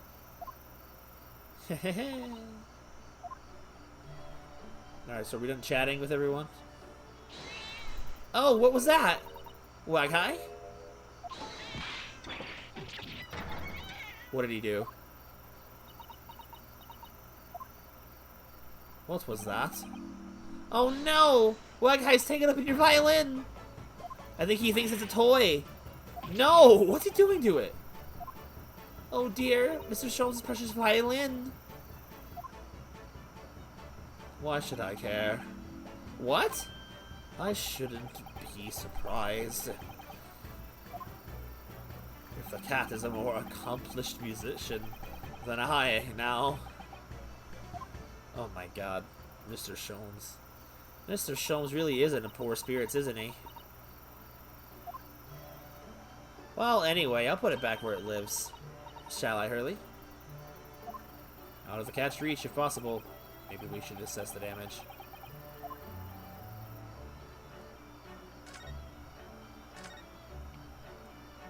Looks fine. So this is the violin, is it? It's a Stradivarius, one of the finest violins in the world. made by the renowned Italian luthier Antonio Stradivari. Oh, I see. It doesn't really look anything special to me. I happened upon it covered in dust, languishing in a pawn shop down in a nondescript back alley. The broker had no idea of its value, so I was able to purchase it for a mere 55 shillings. How honorable of you. And until today, it has been my faithful companion in every great Pantagani-inspired performance I have made. I ask you, is there a reason to live in a world devoid of music to tolerate this blanched existence? No! There is none! Okay. Mr. Sholmes. What, dear madam? What? My thoughts are preoccupied with the fancies of release from this dull routine. Well, that's about the violin. It looks very different to normal, don't you think? Huh? What do you mean, Mr. Zato? Oh, Susie's right. Yes, the tone of the wood is completely different. And that's not all. I'm sure there was no crack here before. Wait, it's not even the right size, is it? What's this?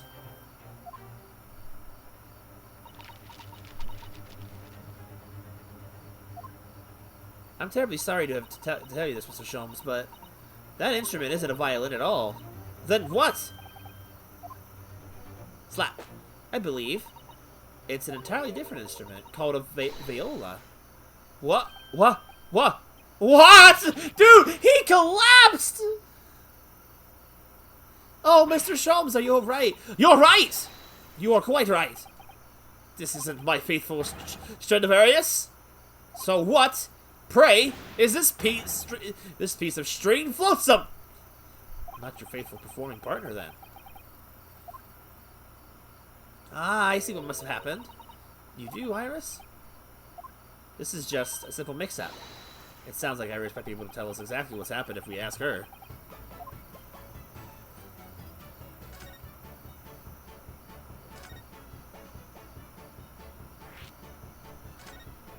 What did you mean by a mix-up, Iris? Well, you see, this viola, I mean, was at Windibanks until last week. At the pawnbrokers? Not Mr. Sholmes' beloved musical partner. There's a proverb from the East, with which you are no doubt familiar, my dear fellows. Always let a beloved child travel. Yes, indeed. So you sent your beloved violin to the pawnbrokers in hope that it would experience personal growth? Oh, what a wonderful idea! Last week, I pawned my great Enlichioscope in order to release my precious instrument.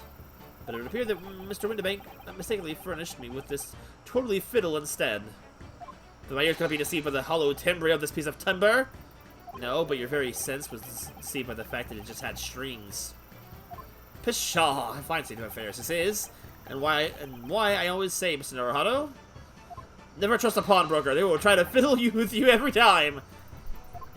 But earlier you told us that you think of a pawnbroker as an extremely secure vault. Okay, well, at least he's in spirits again. Come, Mr. Naruhado, dilly-dally will get you nowhere. Sorry? Crunch your toast with that vacant aspect, fessing with your coffee so obtusely. Are you not a little embarrassed by your own conduct, considering the urgency which we are faced? You must visit Mr. Windibank's bakery at once, isn't that right, Mr. Sholmes? Precisely, Mr. Zato. Without a moment's delay. But I haven't finished my bacon and eggs. My dear fellow, surely you do not still intend to crunch your bacon with an increasingly vacant aspect? To press your egg ever so more obtusely? Alright, say no more, let's go then. Don't worry, Runo, I'd be happy to heat it up for you again later. Oh, thank you, Iris. As it happens, I'm rather curious to see what a British pawnbrokers look like.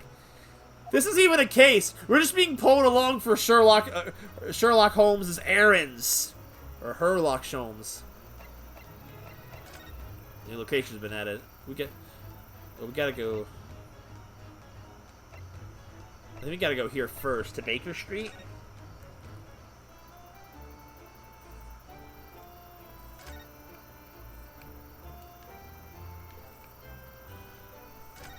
at all that different things in the window of this shop. Ah, that's Windibank's, the pawnbrokery. It looks much smarter than a pawnbrokers in Japan, doesn't it? Yes, you're right. I find pawn shops at home rather inapproachable, personally. Reminds me of tearfully parting with my favorite fountain pen. Also miserable. What doesn't kill us makes us stronger, Mr. Naruhado. Oh, that's literally the only thing.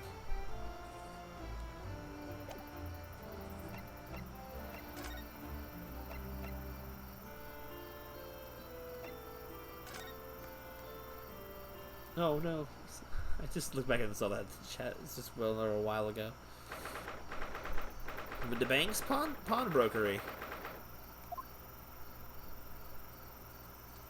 So this is a British pawnbrokery. Oh my, there are all sorts of tools and contraptions in here I've never even laid eyes on before. Asasato-san, and that spark of wonder in your eyes. Can't wait to scour the shelves, can you? Can you appreciate you enjoy places like this? Oh yes, I don't know why, but seeing such a lot of things I don't understand is like a real thrill for me. My dear fellows, let us not forget why we are here. Oh, Mr. Sholmes. We are calling on matters of business, not pleasure. He's kind of ready to fight. I love it when he does that. And clearly Mr. Sholmes means business too, judging from the spark of fury in his eyes. Ah, Mr. Sholmes, sir, welcome back. Did you hear that brazen welcome? Well, yes, we are potential customers after all. We are disgruntled customers, Mr. Naruhado, and it's time to inform Mr. Windibank of our ire. Come! We fight! The fight is afoot! Dude, what? Hello. Naturally, you will recall this, which I retrieved from you some days ago. Yes? The second-rate fiddle is not my faithful instrument, Mr. Windibank. The color of the wood is different. It has holes in it. It's not even the same size. A wonderful summary of our observations, Mr. Sholmes. I'm so very sorry, sir. Utterly unforgivable of me, an inexcusable mistake for a pawnbroker. There's only one way to make amends. What? Dude, what the... Dude! I shall have to take my own life! Brother, what?! Sholmes, what are you doing? I don't think that will be necessary. Do you? If I may just say one thing before I pop off. Yes? It was you, sir, Mr. Sholmes, who took it upon himself to remove the item the other day, I believe. Sorry? As I recall, I entered the storeroom to fetch your violin when I heard, ah, here it is. You did? And when I turned to controvert you, you had taken the viola and left, sir. Oh. However, there can be no doubt that the blame lies firmly at my own door for allowing you to leave. So I shall not grumble or grouse any longer. So may this guilt die with me. No, no, no, no, stop, my dear fellow! The fault is mine! Dude, he just collapsed to the floor.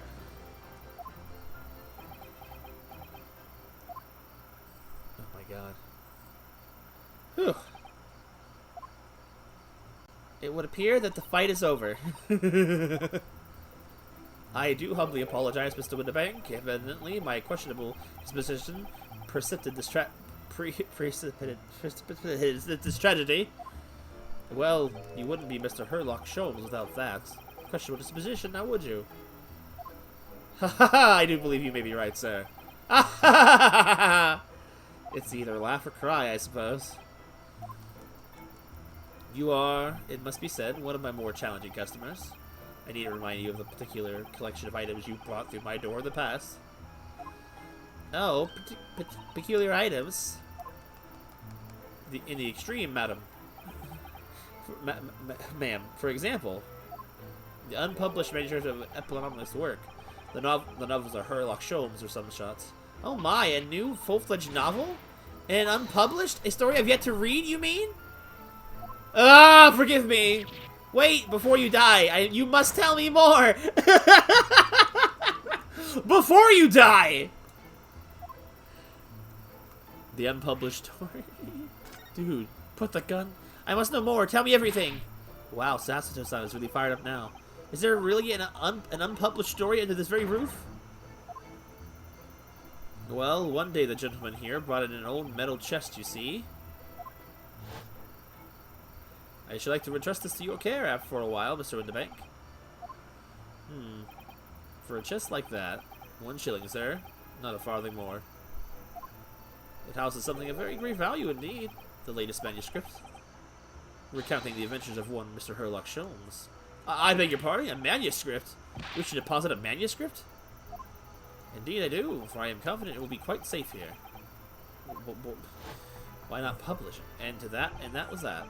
As such, Mr. Sholmes' latest tale of otherworldly mystery lies dormant in my storeroom. Mr. Sholmes, is that really true? Do I sense that someone doesn't want to talk about this? I continue to pay your fee, do I not? Then kindly continue to store my belongings securely.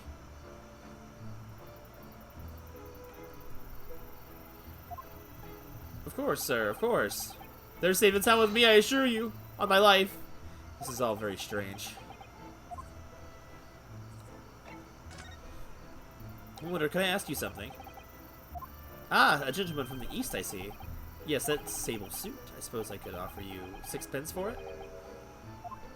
Without wishing to offend, the tone is somewhat dull. Sorry? Aha, but for your splendid attire, ma'am. 5 guineas, no less. The colors are exquisite. The design, exotic. Eastern artistry at its finest, I may say. Oh my, 5 guineas, you say? How interesting. Oh no, that smug look. Why do I feel as though I've suffered some sort of defeat here? Actually, I was hoping to ask you about your business. I've heard it said that pawnbrokers are used rather like banks here in London. Yes, sir, indeed. Many of my customers utilize the establishment as you described. I praise their items and offer them a proportionate loan and 2 months of secure stowage. If, in that time, they repay the original sum to me, plus the agreed interest, their items are happily returned. But what happens if they don't pay you the money? Well, then the items are offered for sale in my shop. As you can see on the shelves behind me. So you never sell items before the 2 months has passed, then? That's right, ma'am, that's right. Which means some considerable responsibility rests on my shoulders. Should a customer's precious belongings be lost, the only recompense for me is to end it all. The very idea, Mr. Windibank, is an absurdity. One should never talk of one's demise so casually, says the man who was telling us that it was all a good day to die only this morning. And let us not forget that I have already helped you take measures to ensure such a tragedy never occurs. Oh, what sort of measures? Ancient and simple device, which Mr. Windibank has installed here in his shop. I call it the Red-Handed Recorder. Is that so, Mr. Windibank? Ah, what a deep sigh I know. So what is that, then? What on earth is a red-handed recorder? Use your eyes, my dear fellow. These are just two below the two just below the ceiling. I can see what appears to be a camera attached to some sort of timing device. Very astute. It is indeed a camera, furnished with some 100 pieces of celluloid film. Every 30 minutes precisely, the camera automatically records the appearance of the shop. Here, I have an example of what I can show you.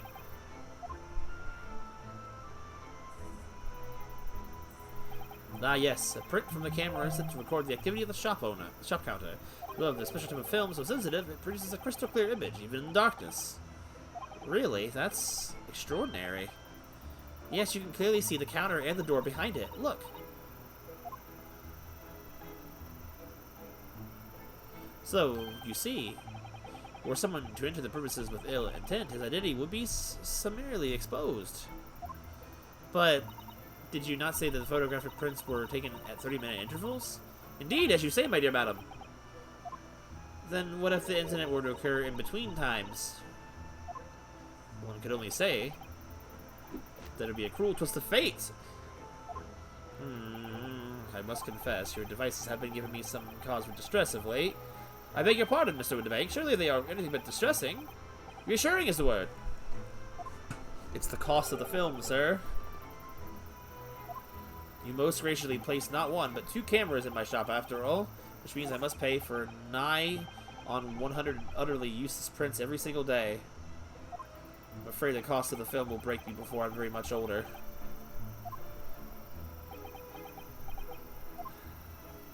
Nevertheless, a small price to pay to ensure the safety of my preferred pawnbroker, no? My dear fellows, we are on the verge of age where safety and security come at a price. Oh, heaven help us. Can we just get the violin and be out of here? Now then, Mr. Sholmes, allow me to return your precious violin. Ah, the very thing! Thank you, Mr. Windibank. Perhaps this might mark the end of the particular items you try to pop. Because if anything were to happen to one of them, this would be the only answer. I really think you ought to stop waving that gun around. Someone could get hurt. Fear not. Sorry, I've only loaded a single bullet, so no one but myself could possibly be harmed. That's not really what I meant. Good day to you, then, Mr. Windibank. Been a pleasure as always, Mr. Sholmes. Okay. So, Mr. Naruhado, now we can explore at last. Okay. Okay, fine. Let's start looking at things, I guess. Look at this! What could this lovely, big, shiny box be? That, my dear madam, is a music box, so that you have seen such thing. You have such things in your own country. Oh my, yes, but I've certainly never seen one so large before. Shall we listen a while?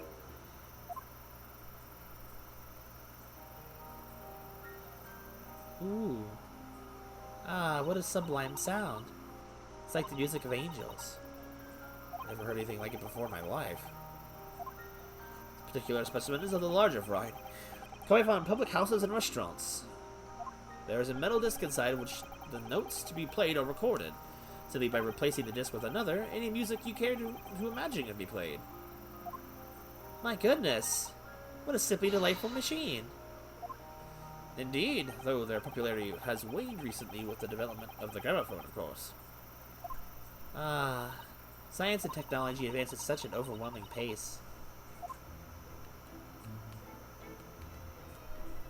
Is that a skull? There seems to be a little door hidden behind that curtain there. Oh. That leads to the storage room, where Mr. Windibank keeps articles that are currently in pawn. Ah, I see. There's nothing of particular interest inside. I certainly wouldn't recommend any larcenous activity. Recommend it or not, it's not something I tend to do. There's one key, and Mr. Windibank keeps it in his pocket at all times. Therefore, before he sleeps, he places it in a small pot, which he slides under his pillow. How do you know that, Mr. Sholmes? I am a detective, sir. It is my business to know what others do not. I am frequently assailed by that information that I neither care for nor wish to retain. Mr. Sholmes, you are a wonder, and the prime suspect of this pawn burglary is ever burgled.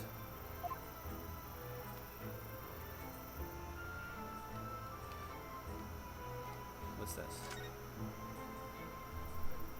Look at that enormous ledger open on the counter there. Mr. Windibank is, if nothing else, very particular about recording the items he accepts.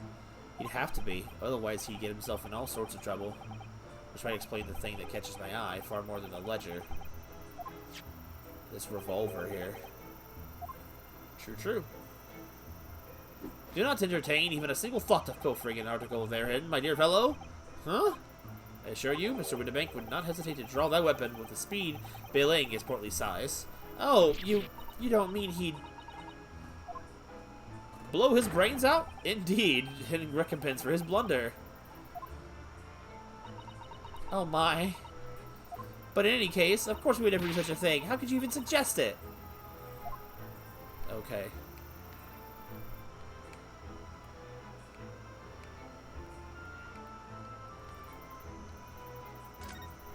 What an assortment of things that there are on the shelves here. Crockery, footwear, clocks, and watches. And almost anything you care to imagine. Those are forfeited items offered for sale by the pawnbroker. What does that really mean, though? When you pawn, or colloquially pop, an item, the local loans you money against its worth. He stores the item for an agreed period of time, after which the loan must be repaid. If not, he is free to display it in a shop for sale, at a price of his choosing. Oh yes, now you've explained it. I'm noticing little price tags and everything. Of course, simply by paying the agreed interest on the loan, one can extend the period of safekeeping. So you may pawn that black garb of yours without fear, my dear fellow. My treasured university uniform? Never. It embodies my student spirit. Oh my god. Oh, yeah, I can't check any of this.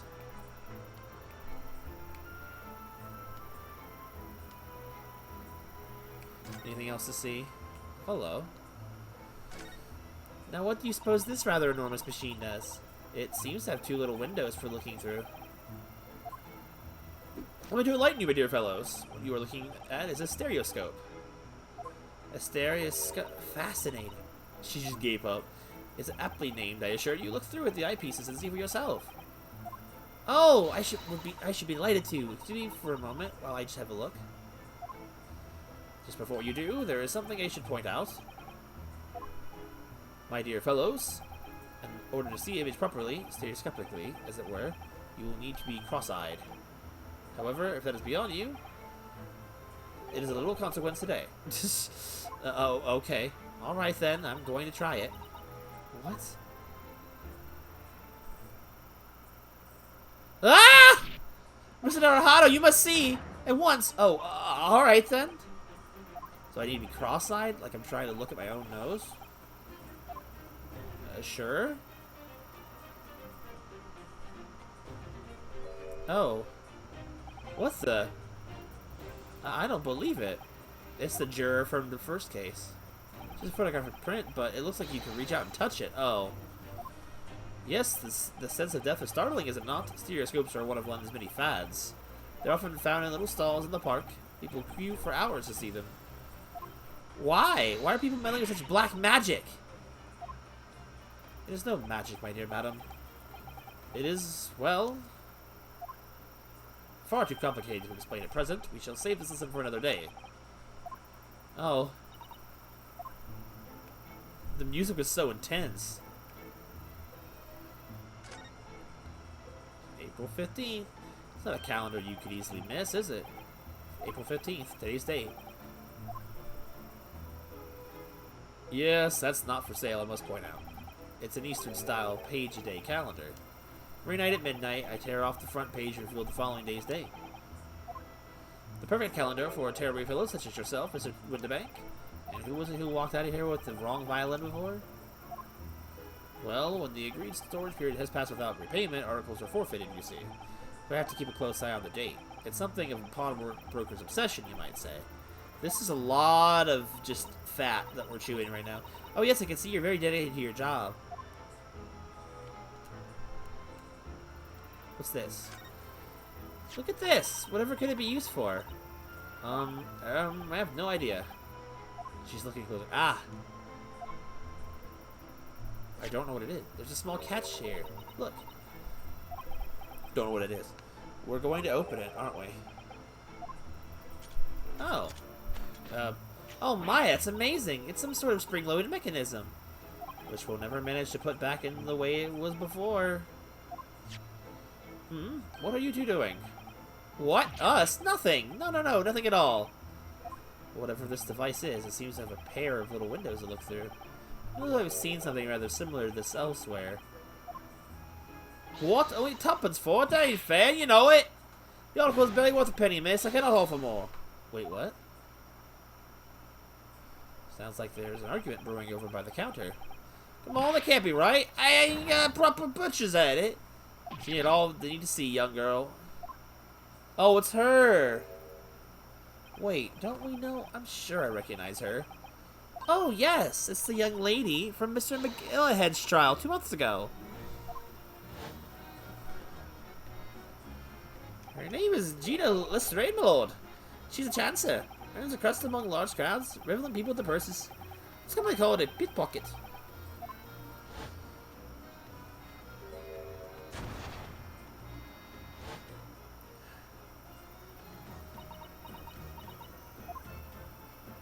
Gordon Bennett, you lot! Hello, Miss Lestrade. I hope you've been well. Put that away. Eh? What? You remember me then, do you? Well, I remember being completely surrounded by smoke, that's for sure. So, what you doing here?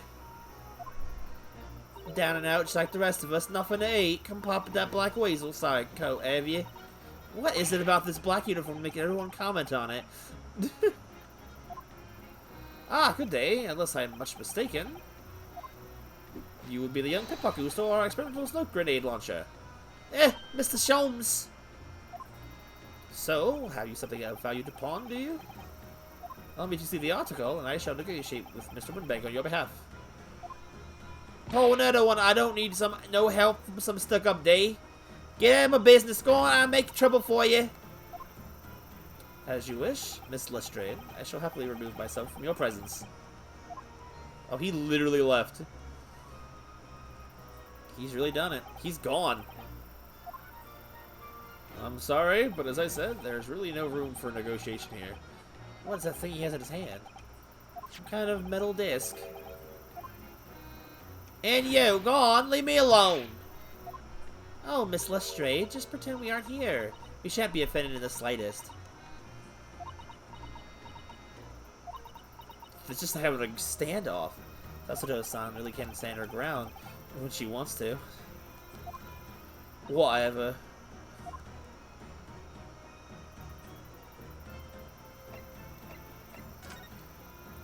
The customer.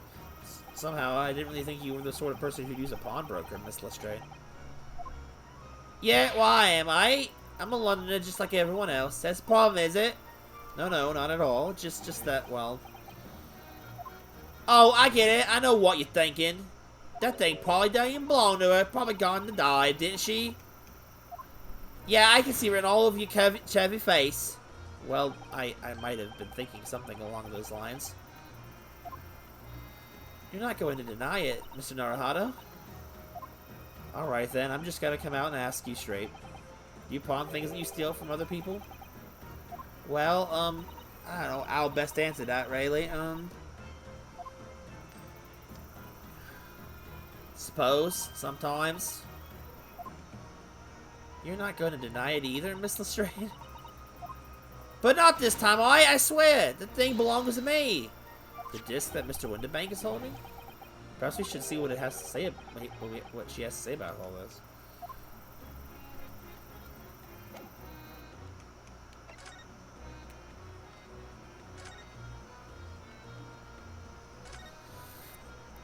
Mr. Winterbank, what exactly is this metal disc that Miss Lestrade has brought in? It seems to have hundreds of tiny little bumps in its surface. Ah, this is a music disc, you see. For use inside a music box. A music box? What? You don't even know what a music box is? Used to lie, savvy, eh? I know what a music box is. I just never seen one of these discs before. Small protrusions on the metal disc encode the tune to be played on the music box.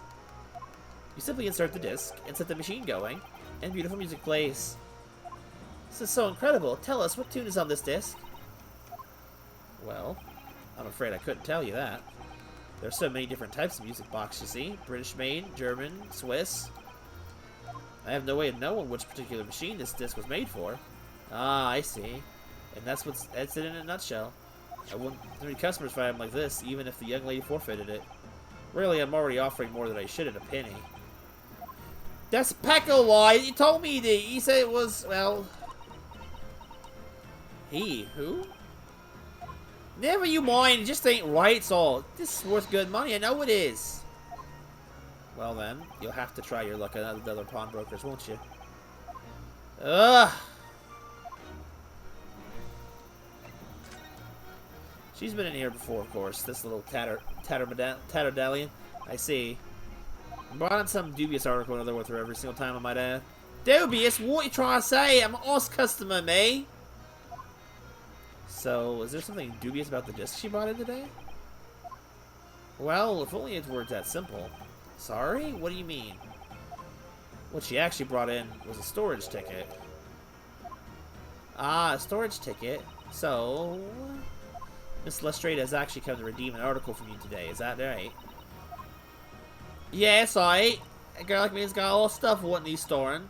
Alright, yes, that's definitely dubious. The article in question would have been forfeited at midnight tonight, but as she gave me the ticket for it, it repaid both the loan and the interest. I was obliged to return the article to her. But what was the article? Do tell us, Mr. Winterbank. She can't tell you that.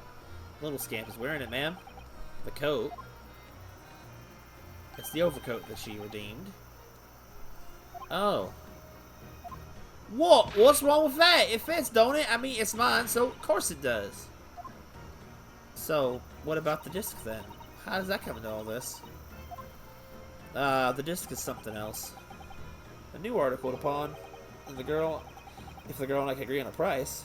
Oh my god. I'm gonna be cutting it here soon. I'm confused. I thought you said that Miss Lestrade brought in a storage ticket today. It's really quite simple. Yes, the child brought me a storage ticket, and the money owed on it, as you say. For this heavy black coat, which you returned to her care, as I understood it. That's right, yes, and rather unsurprisingly, as soon as the little ruffian put the thing on, she went riffling through the pockets. Oh, you mean... What?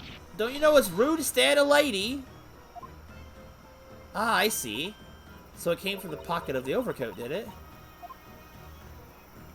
I mean, it's this, then yes, exactly, ma'am. And she immediately tried to pawn it? Quite a high price as well. This is all rather suspicious, I think. Give it up. I'm just trying to pawn off something like anyone else would. Miss Lestrade, may I ask who deposited the overcoat here in the first place? Well, me. It doesn't really appear to be your size. Me, old man! It's me old man's, ain't it? Is it Miss Lestrade? Yes, this is definitely all rather suspicious.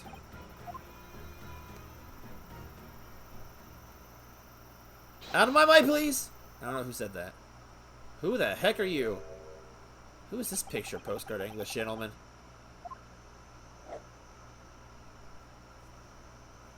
Good day to you, ladies, gentlemen.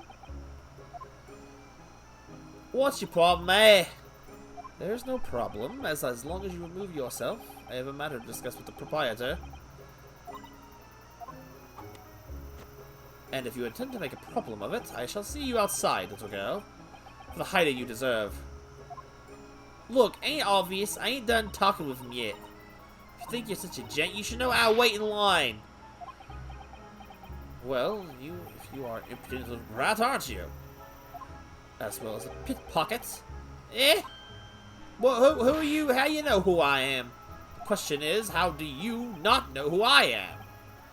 You haven't the courtesy to remember the faces of your victims, it seems. What you mean, from you? Broker? Yes, sir. Oh, this filthy pocket thief has just redeemed an article from you know? Yes, yes, The article in question belongs to me. I demand for it to be returned at once. Oh my. Now that's a lie. What you trying to pull? Give me back my overcoat, you rascal. Needless to say. Any music box discs too. No, you can't have it. You just can't. It's me old man's, or it was. Now it's mine. Goodness, Mr. Naruhado. This is a very awkward situation. Yes. I think perhaps we should hear both sides of the story in a little more detail. Goodness gracious, he would just keep going. The gentleman's accusation. Miss Lestrade, is what the gentleman's saying? What do you think? So lies ain't it, obviously. I swear on my life. I ain't ever laid eyes on that dandy from before. Let's hear it now, you little ragamuffin. You stole it, didn't you? I take it you brought it here just now. No, I swear it's it. I swear to God. It was barely an hour ago. I was walking along the street, minding my own business. This little gutterling ran into me. I knew at once what had happened. I've been robbed yet again, I thought to myself. Those wretched pickpockets. Yet again. Oh yes, as you can see, I am a man of impeccable style. This isn't the first time I've been targeted by those backslum scoundrels. Now then, relinquish my overcoat. Ugh! Come on now, Miss Lestrade, give the good gentleman his coat back. If you're going to cause trouble, I shall have no choice but to call the police. Hold on, why does everyone think it's me? Just look at this Danny Gove. Do you think I'm the dodgy one? I'm sorry, but no one's going to believe you. Well, what about evidence? Yeah, Where's your evidence I've stolen something, huh? Come on, say it. Oh, I have evidence, naturally. You what?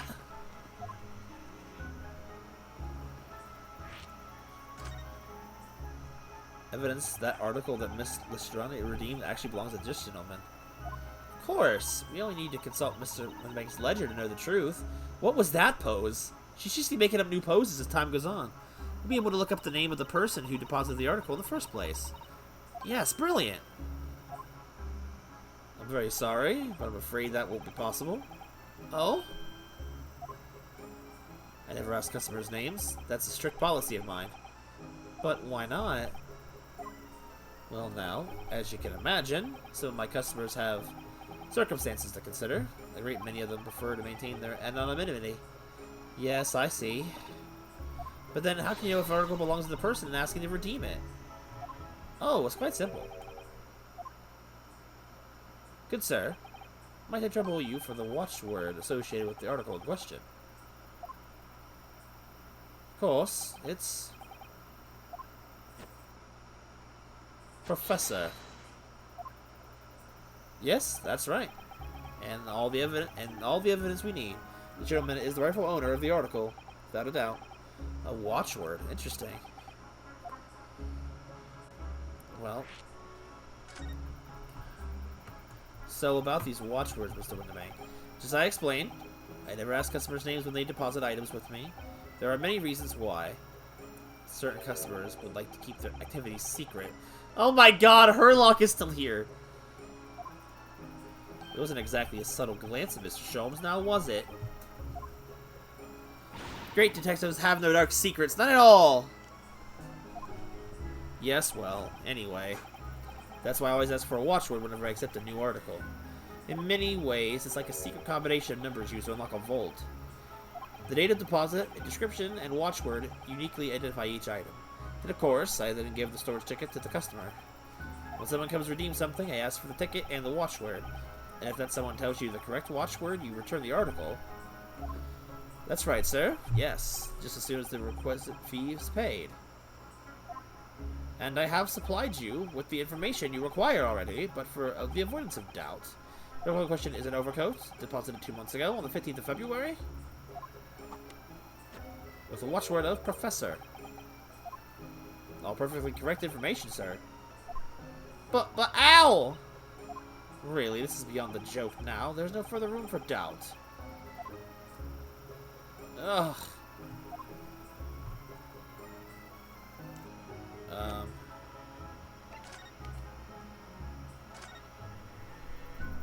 Picture postcard journal. Excuse me, but who are you? One would expect the inquirer to introduce himself first. Although clearly you are not British, so perhaps our ways are foreign to you. Oh, I'm sorry. Yes, we're from the Empire of Japan. We're studying here. Oh yes, Japan. I've heard of talk of the place. Its inhabitants live on some fiery brown-colored soup, just up with exotic spices. You might be thinking of somewhere else. And what was that theatrical gallistication about? Perhaps, anyway, if you are a gentleman, sir, you offer your own name first before inquiring after a name of another. Of course, yes. I'm Ryonosuke Naruhado. I'm a lawyer. Well, student of law, really. My name is Sasato Mikotoba. I'm Mr. Naruhado's assistant. I see. My name is Benedict. Yes. Egbert Benedict. Oh my god. Sounds like a made-up name. Enchanté. He's so refined in how he holds himself and how he speaks. The name is suspicious. Now, to the matter at hand. Dude. My overcoat returned once. Some style to carry it off. Ugh, every move he makes, every breath he takes. I can't stand watching him. Oh my god, that was a... What a reference! It does fit him. So, let that be the end of the matter. And thank you for your custom, Mr. Egbert Benedict. With such reasonable rates of interest, I may even decide to come back. This is why I ate grown-ups. Just because I'm a driver, everyone thinks make me a liar. And the contents of the coat pockets, if you please, broker. Oh, but of course, sir. Here's the disc for you. Just this one. Pardon, sir? I was expecting another. That is, I deposited another disc. Oh dear. I regret to inform you, sir, that was what was deposited with me was merely the overcoat. The disc happened to be in one of the pockets, but I was completely unaware of it until now. So, Gutterling, you're hiding more of what's rightfully mine, aren't you? Says who, eh? I don't know nothing about it. Very well. Then I shall bid you farewell. Say goodbye to style. Wait a minute, that disc is mine. Oh god. Ah! What do you think you're doing, you little tramp? You've drawn blood, you filthy animal. Oh my, yes, there's blood on the disc. It's all because of those sharp little bumps. He must have scratched his finger on them. I found it first, I mean, it belonged to me, old man. So you're not having it. Or you take it. Me?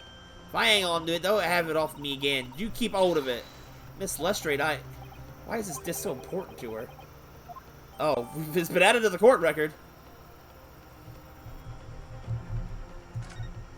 You there, in the black eye livery. Hand that disc to me at once, please. No, don't. He's lying. Grown-ups are all lawyers. What do I do now? I would resolve this.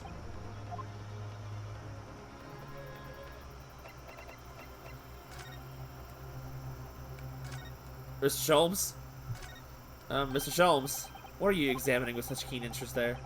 Are you enjoy a bar of criminal, I see.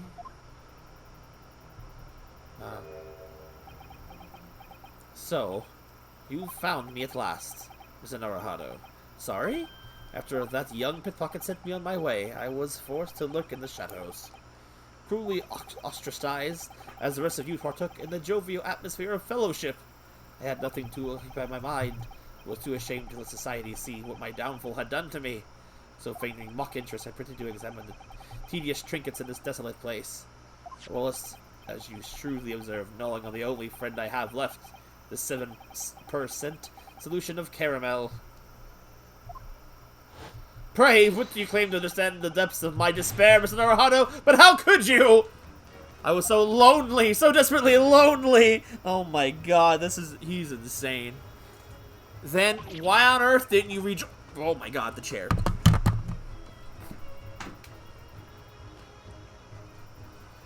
tired of this chair so much. Why didn't on earth did you rejoin the conversation? Things have gone from bad to worse here, you know. Yes, I overheard much of your conversation. Or rather, in my craving for human contact, my ears devoured every word that was uttered. You really were sad, weren't you? Poor Mr. Sholmes, I feel simply awful for you. It would seem that my inferences are correct. Oh, surely you're not about to tell us that you've solved the entire case once again. My dear madam, sometimes I wonder were my genius for deduction to be commoditized. How much could I pawn it for? It seems Mr. Sholmes has had another of his flashes of inspiration, but who knows if it will help resolve the situation. Miss Lestrade and the mysterious gentleman. What's the right thing to do here? Listen to the deduction. Why not?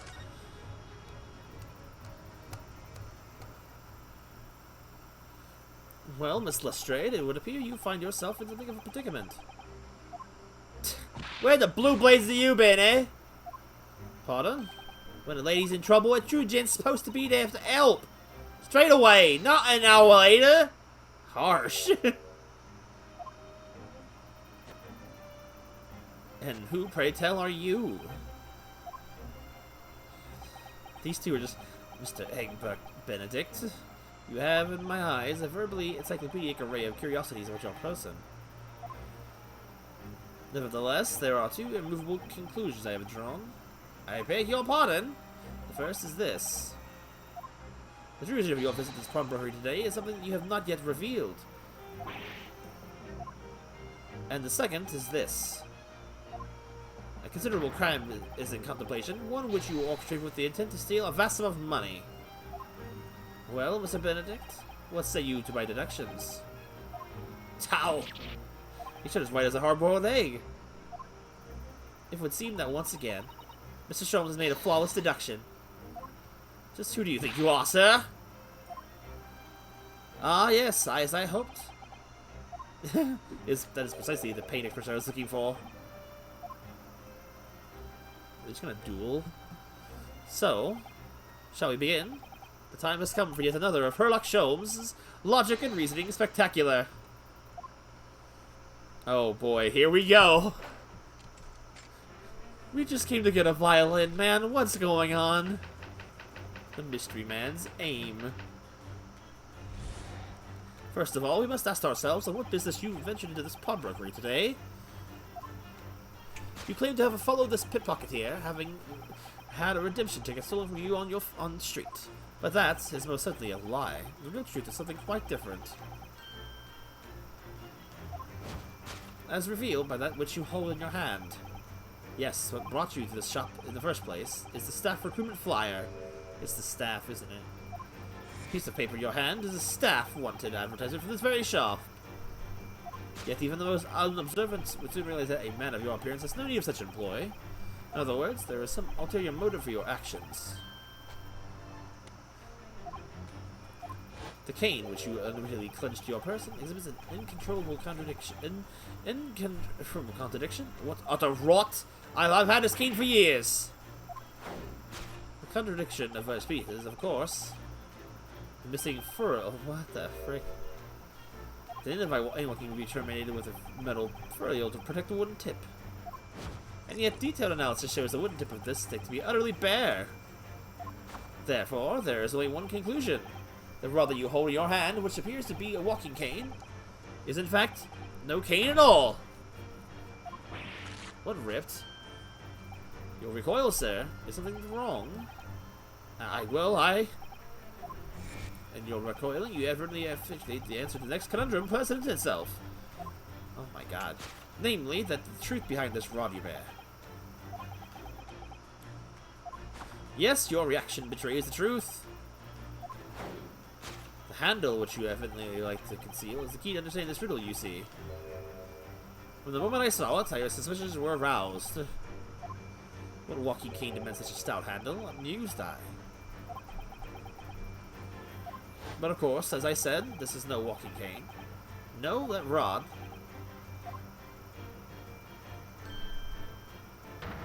is a broken handle of a shovel. What? Are you insane? And now, having determined this undeniable truth, the conclusion is clear. Your true motive for coming here is to buy a shovel, was to take employment at the establishment in order to excavate the ground beneath the premises. What a calculated crime you have conceived, sir. A wickedly calculated crime.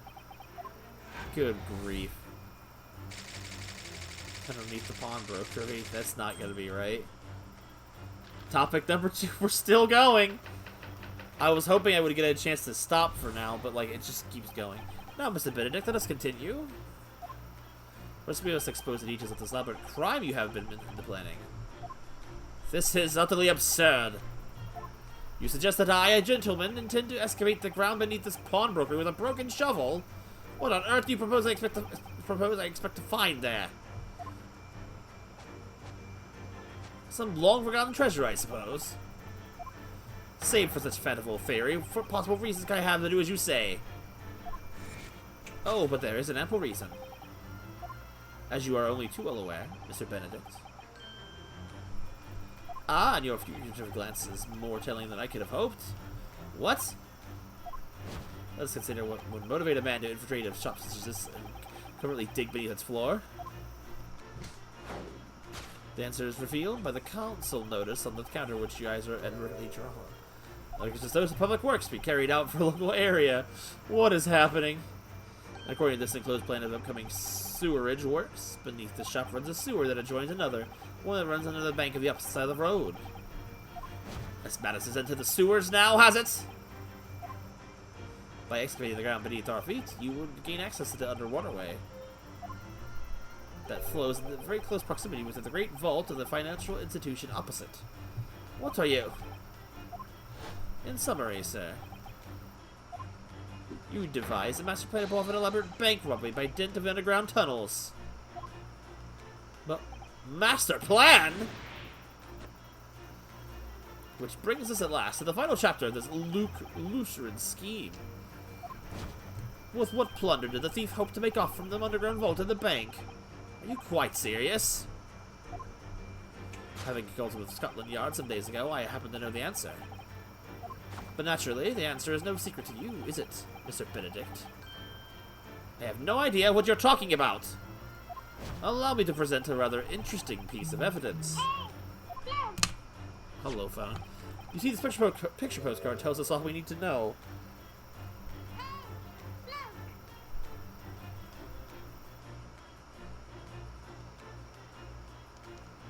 Sorry about that. A postcard of the great excavation. I'm afraid you've quite lost me. Currently in the final stages of preparation, the great exhibition will soon be underway, and the government has provided extra funds to complete its centerpiece, the Crystal Tower. Funds that are certainly still sit in the vault of the bank, on the other side of this road. Pardon? Yes, the considerable crime you have been contemplating is the theft of that which sits in the vault of that bank. The special reserve funds for the great exhibition was a top secret piece of information, so please give me your hat, please. Oh my god.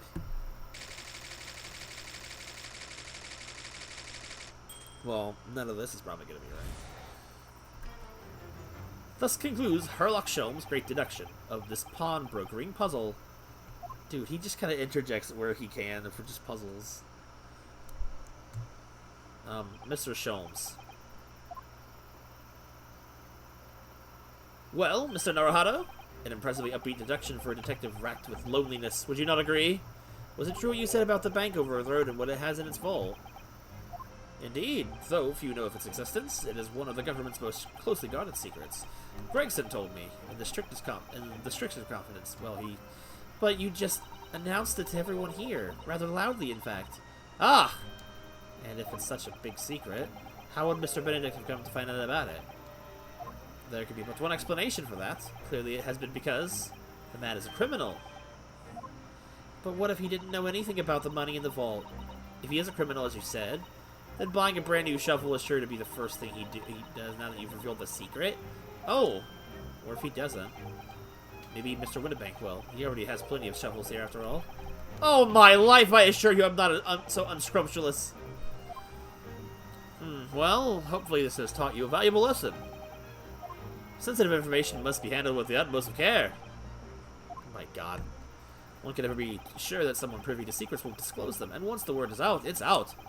Perhaps I'll think twice before confiding in you next time, Mr. Sholmes. An excellent idea, Mr. Naruhado, an excellent idea. Well then, Mr. Naruhado, you know what to do, I'm sure. Yes, let's listen to that great deduction again, and see if we can manage it into shape. I love how excited she gets about it, too. Very well, then, let's start once more, from the beginning. I love this. Of Herlock Sholmes, magnificent. Logic and reasoning spectacular. Oh, God. Makes me laugh every time. I hope there's more than just one in this case of this, because it's fun. I enjoy the... So let me just skip to the new stuff.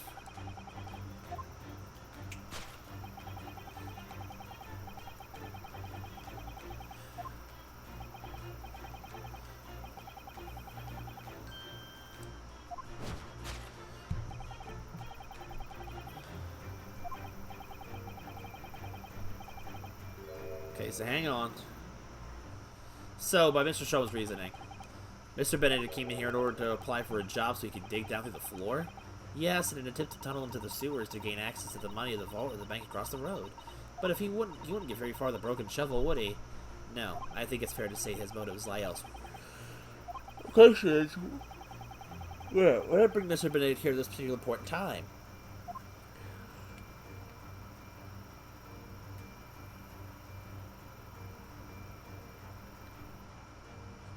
Let me see. Oh, look at all those scribbled notes on the back of the flyer here. I don't believe it. What is it? Listen to what it says. Name, Jenna Lestrade. Height, 5'2". Green cap, scruffy waistcoat, grubby white shirt, blue satchel, ragged. It's a detailed description of Miss Lestrade. Goodness! There's even a sketch of her, hat and all. No, if he showed it to her, she'd fire that smoke grenade launcher, for sure. And look, the details of the shop have been written down here, too. Windibank's Pawnbrokery, Baker Street, redemption deadline, 15th April. Which is today's date. Why would Mr. Benedict have all that information scrawled on the back of that piece of paper?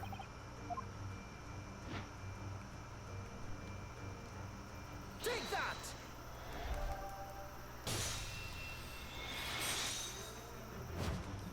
Yes, what brought you into this shop in the first place is the info about Miss Lestrade. Quite so, my dear fellow. He just rolls with it. It would appear that the writing and sketch on the reverse of the flyer pertain to the pickpocket Miss Lestrade and to Mr. Windibank's pawnbrokery here. Ah! You originally told us that you had merely given chase after Miss Lestrade stole the redemption ticket from you. But that, sir, is the thinly veiled lie. It is the information on the back of the flyer that led you here today, by which I mean here to Windibank's Pawnbrokery, and today, the redemption deadline of that overcoat. So, you waited outside for the young girl march matching the description you have written down to arrive. Ha! And you have gone to some lengths to hide the reason for your pursuit of Miss Lestrade. In other words, there is some ulterior motive for your actions. The cane which you unwillingly clutched in your person exhibits an uncontrollable contradiction. Well, not a rot. I've had a scheme for years. The contradiction of which I speak of is, of course, missing fur. That's not it. What's a furl? It's a metal cap coming from the end of a cane, Mr. Naruhado. Ah, the bit that makes the nice clinking sound on the pavement. Yes, exactly. And Mr. Sholmes is right. It appears to be missing it on this cane. But it doesn't actually look broken, does it? No, it doesn't. Though the gentleman certainly did recoil when Sholmes identified the cane as suspicious. In other words, there's some secret about the cane that Mr. Benedict would rather we don't know.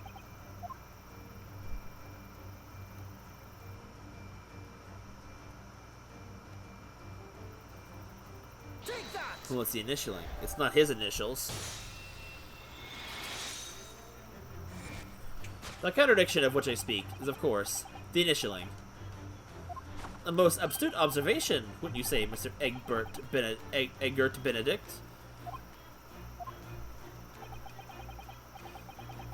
We are led to believe your initials are EB. Yet the most possessive manner you have in your grasp a cane bearing the initials AG. An incontrovertible contradiction, indeed. Would you not agree? No, you're wrong. This cane isn't. You said it before that you had that cane for years. Ugh. No, sure, until you just borrowed it from a friend or found it in the park. In short, you hold yourself to be a gentleman. You have withheld your true name. Ugh. Your recoil, sir. Is something wrong? And in your recoiling, you inadvertently fluctuate to the answer to the next conundrum to present itself. Namely, what is the truth behind this Rodney Bear? Yes, your reaction betrays the truth. The handle which you ever really like to conceal is the key to understand this riddle, you see. That's not it. Let's get to the bare bones of what's happened here. Miss Lestrade redeemed that fine-looking overcoat, and now a mysterious man has appeared, introducing himself with a fake name, and claiming that the overcoat belongs to him. But we know that he actually identified Miss Lestrade from a written description, which suggests that everything else he's told us is untrue. So what we need to do here is somehow prove that the overcoat cannot possibly belong to him. Well, and that would come from the rip. Take that!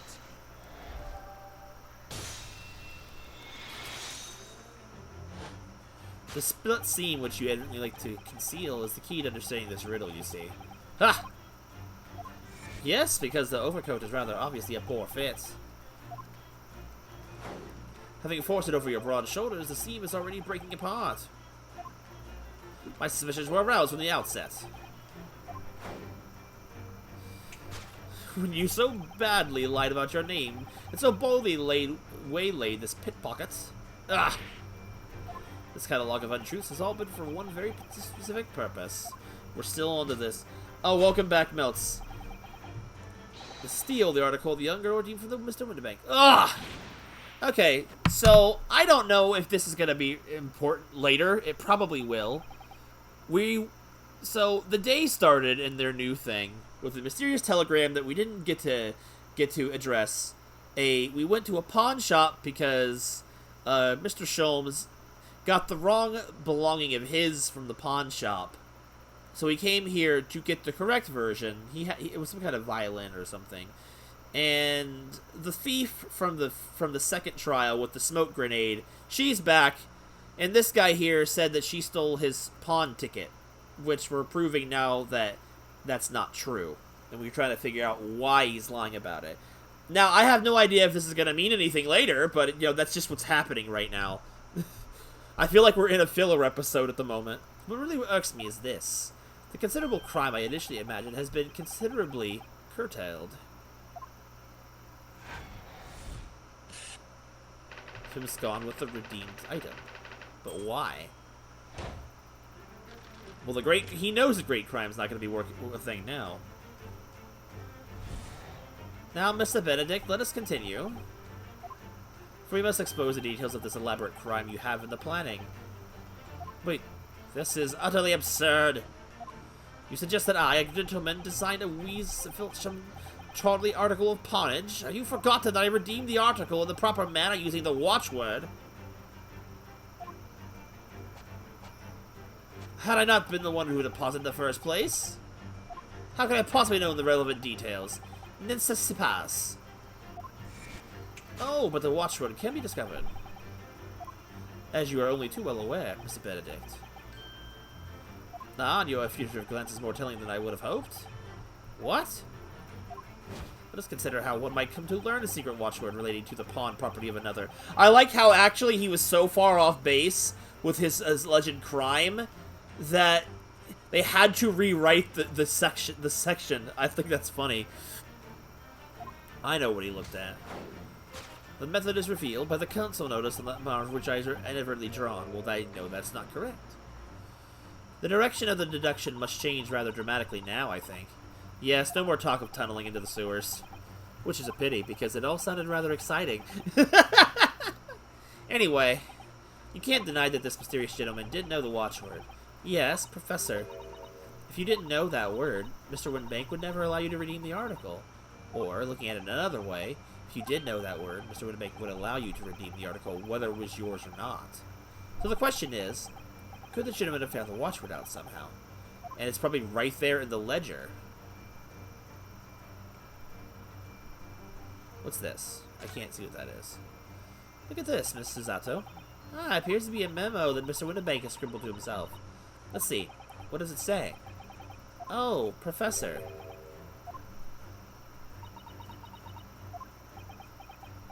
Mr. Winterbank must take a note of watchwords that his customers give him right before their eyes. And an alarmingly clear script as well. Oh dear, I don't know where to look. Who knows what other secrets I might see. Take that! Got him. The method is revealed by the notelet on the counter which your eyes are inadvertently drawn. Yes, the broker here follows the same procedure when a customer comes to redeem an article. He asks the customer for the watchword and notes down the response uttered on the notelet he has to hand. When he consults his ledger and confirms whether or not the watchword matches that of the article in question, I was effectively less of a diligent pawnbroker. But his diligence clearly has its disadvantages. What are you talking about? It's increasingly apparent that you represent this shop before your accusation against Miss Lestrade. In all likelihood, you followed her inside and then observed her talking to Mr. Winterbank. And when the diligent broker made a note of the watchword, as is his common practice, you observed him writing the word Professor on the notelet beside the ledger. And that, sir, was the master... Wow, okay. Noise. was the master plan you devised to steal the pawn article from the young Miss Lestrade. But master plan? It's still ripped. Which brings us to the final chapter of this lucrative scheme. Why would you go to such lengths to redeem that particular article from the pawnbroker? Are you quite serious? For an ill-fitting overcoat hardly seems to justify the effort, much less a worthless music box disc. But naturally, you had a very good reason to make them yours, didn't you, Mr. Benedict? I have no idea what you're talking about. Allow me to present a rather interesting piece of evidence. You see, this picture postcard tells all we need to know. Well, that's not correct. The articles we were talking about are the overcoat and the music box disc that was in one of the pockets, which according to Mr. Windibank isn't even worth a penny. And yet this man went to such lengths to steal them. Why? I wonder if perhaps we already have the evidence when you explain it, Mr. Naruhado. Could we? Really? I'd better have this thorough look through all the evidence we've got collected so far. Well, we have one piece of evidence. Take that! Wait, what? Oh, wait a minute. That deduction was winging it every way. Yes, I was wanting you to hear it. I'm quite proud of it. I find myself wanting to never have heard it. I'm quite pained by it, in fact. Oh, sorry. I'll try again. Wait a minute, what? Oh, I didn't inspect it. This man has used some fairly high-handed measures to try and get his hands on the overcoat and the disc. He doesn't want either for the monetary value, though. Still, it must be of value somehow, to someone. This is the last piece of this puzzle. I better have another look through the evidence and see if there's any clues hiding.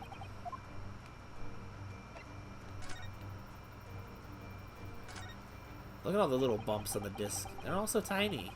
Yes, the protrusions are called pins, and they pluck the teeth of the cone to make notes. And just on the edge, there's a small amount of blood. Yes, the blood from the mysterious Mr. Egbert Benedict. When Miss Lestrade tried to grab the disc from him, the pin scratched his fingers, it seems. Like when you were grating some daikon radish accidentally catch your finger.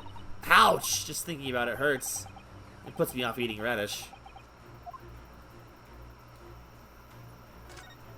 For McGillahead? Oh, there's a scrap of paper stuck on the reverse side of this disc, look! And scribble a word or two. It looks like it's somebody's name. For McGillahead. McGill. Or McGillad? Couldn't be, but it is, Mr. Naruhado. A name I shall never forget, for as long as I live. But why? Why is his name on this? There we go. It reads for McGilligan. Well, now it's correct.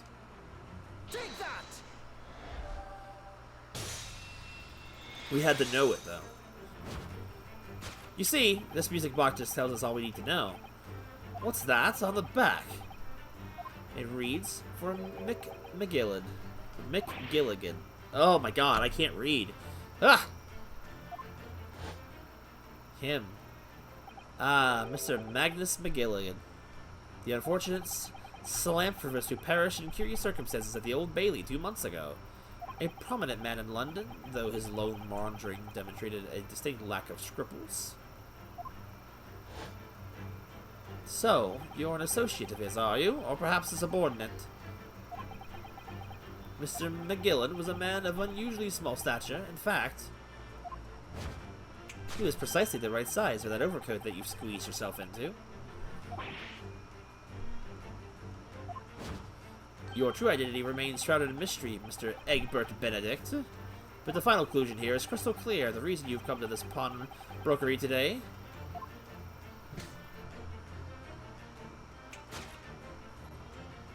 was to retrieve the article left behind by the late Magnus McGilligan. Ah!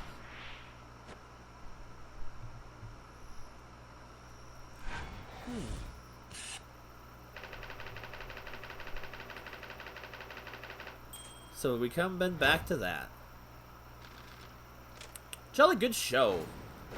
Elementary idea. So what does that gain? Well, well, Mr. Magnus McGillen. Not the name I expected to hear in these circumstances. Mr. Sholmes, I'm afraid there's something very troubling on my mind. Pray tell, Miss Susato. Well, according to what Mr. Windibanks told us earlier, today was the final day on which the coat could have been redeemed, was it not? Yes, ma'am, that is correct. Today would be precisely 2 months since it was first deposited. Well, today is April 15th, so 2 months ago today would have been 15th of February, sir. That's right. It's all carefully recorded in my ledger. Deposited at 10:30 p.m., I see. What? But that suggests... Yes, 15th of February. It's precisely the day in which the ominous murder took place. At 10:30 in the evening, precisely the time at which the terrible events were unfolding. Suggestive is not the word. It would seem the matter is entirely beyond coincidence.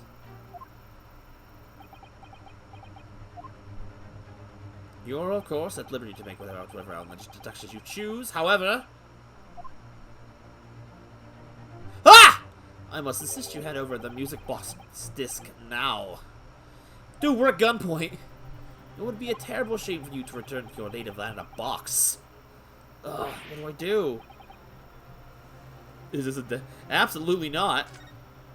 There are some things a man must protect at all costs. This may well be one of those things. Then again, it may not. Mr. Windibank, this is my shop. I can't allow any harm to come to my customers. If that were to happen, I should have to take my own life. Mr. Windibank, no! Alright, that's enough. Who's just yelled? Yo, what? Inspector Gregson! Inspector? That's right, Sunshine. The alarm was raised on one of our dedicated emergency lines. So we got here as fast as we could. Now, what's all this about, eh? Oh, praise be, you're here at last. I was moments away from affording my own life in my own very own establishment.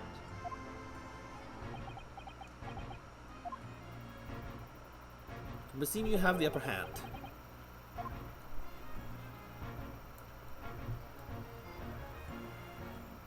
Right, yo, I have a lot of explaining to do. I don't appreciate being bothered with some petty argy-bargy. Petty? Mr. Windibank nearly met it with his end. Yeah, by his own gun, as far as I can tell. Oh, dear. And the whole of Britain could meet with its end if I don't get to the bottom of this case I'm supposed to be working on. What on earth is this case, Inspector? Spare no detail, Gregson. I might have said a little too much. No matter, it's nothing to do with you lot. Anyway, sir, you're gonna have to come with me down to the station. But of course, Inspector. Ah! What did he do? He's getting away! After him, lads! Well, whistle the beat, officer, too! Sir! Okay, well, that's something.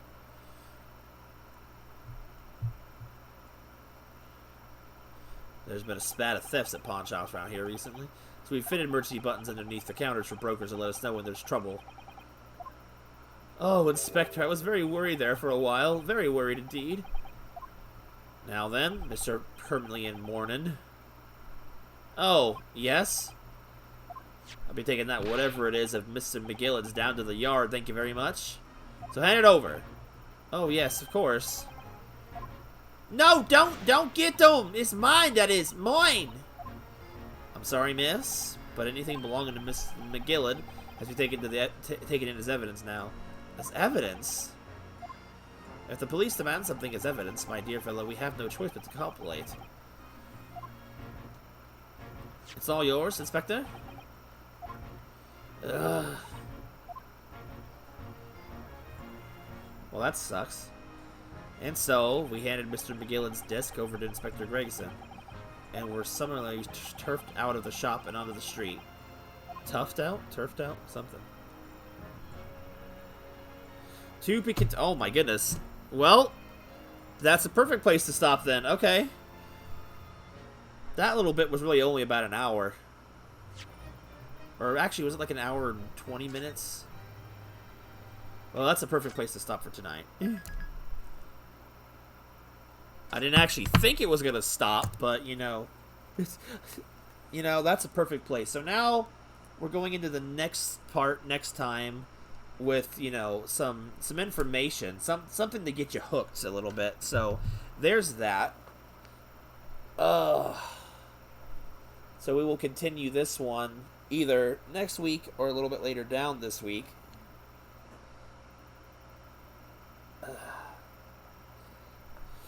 Tomorrow night will probably be Bugs Fables. I can't imagine doing anything else right now. That or maybe Sonic. I don't know which of those two will be playing next up. But I'm going to stop it here. Thanks for watching, everybody. I know it was kind of quiet for most of tonight, so I may be talking to most of you guys in post instead, if you guys actually do rewatch it. or do catch up on it. I know Sora probably did. As I talk to the future. But, yeah, that'll probably be Bug Fables tomorrow. So, have a good night, guys. I will see... Yeah, people were busy. I was surprised. I don't know what today was, but it was bitty. It was bitty. It was busy. It was a little quiet. It was a little sad for a bit. But, you know, it is what it is. Everyone's got stuff to do. It happens. So, hopefully everyone in post enjoyed it if you guys actually watched it. It was Sunday. Yeah, I mean, true, but I mean, you know, Sundays are... It still is Sunday for me, too. Normally Sundays are decent, like, for streams anyway, but maybe it's just a combination of that and the game. But who knows? But, it's fine. It's fine. I'll just pass it on to you guys in post. It's fine. So anyway... Have a good night, guys, and I will see you guys for our stream tomorrow. Have a good one, and take care, and whatnot. And I don't know. Outros are hard when you don't know what to say. Good night, everybody, and bye, post people.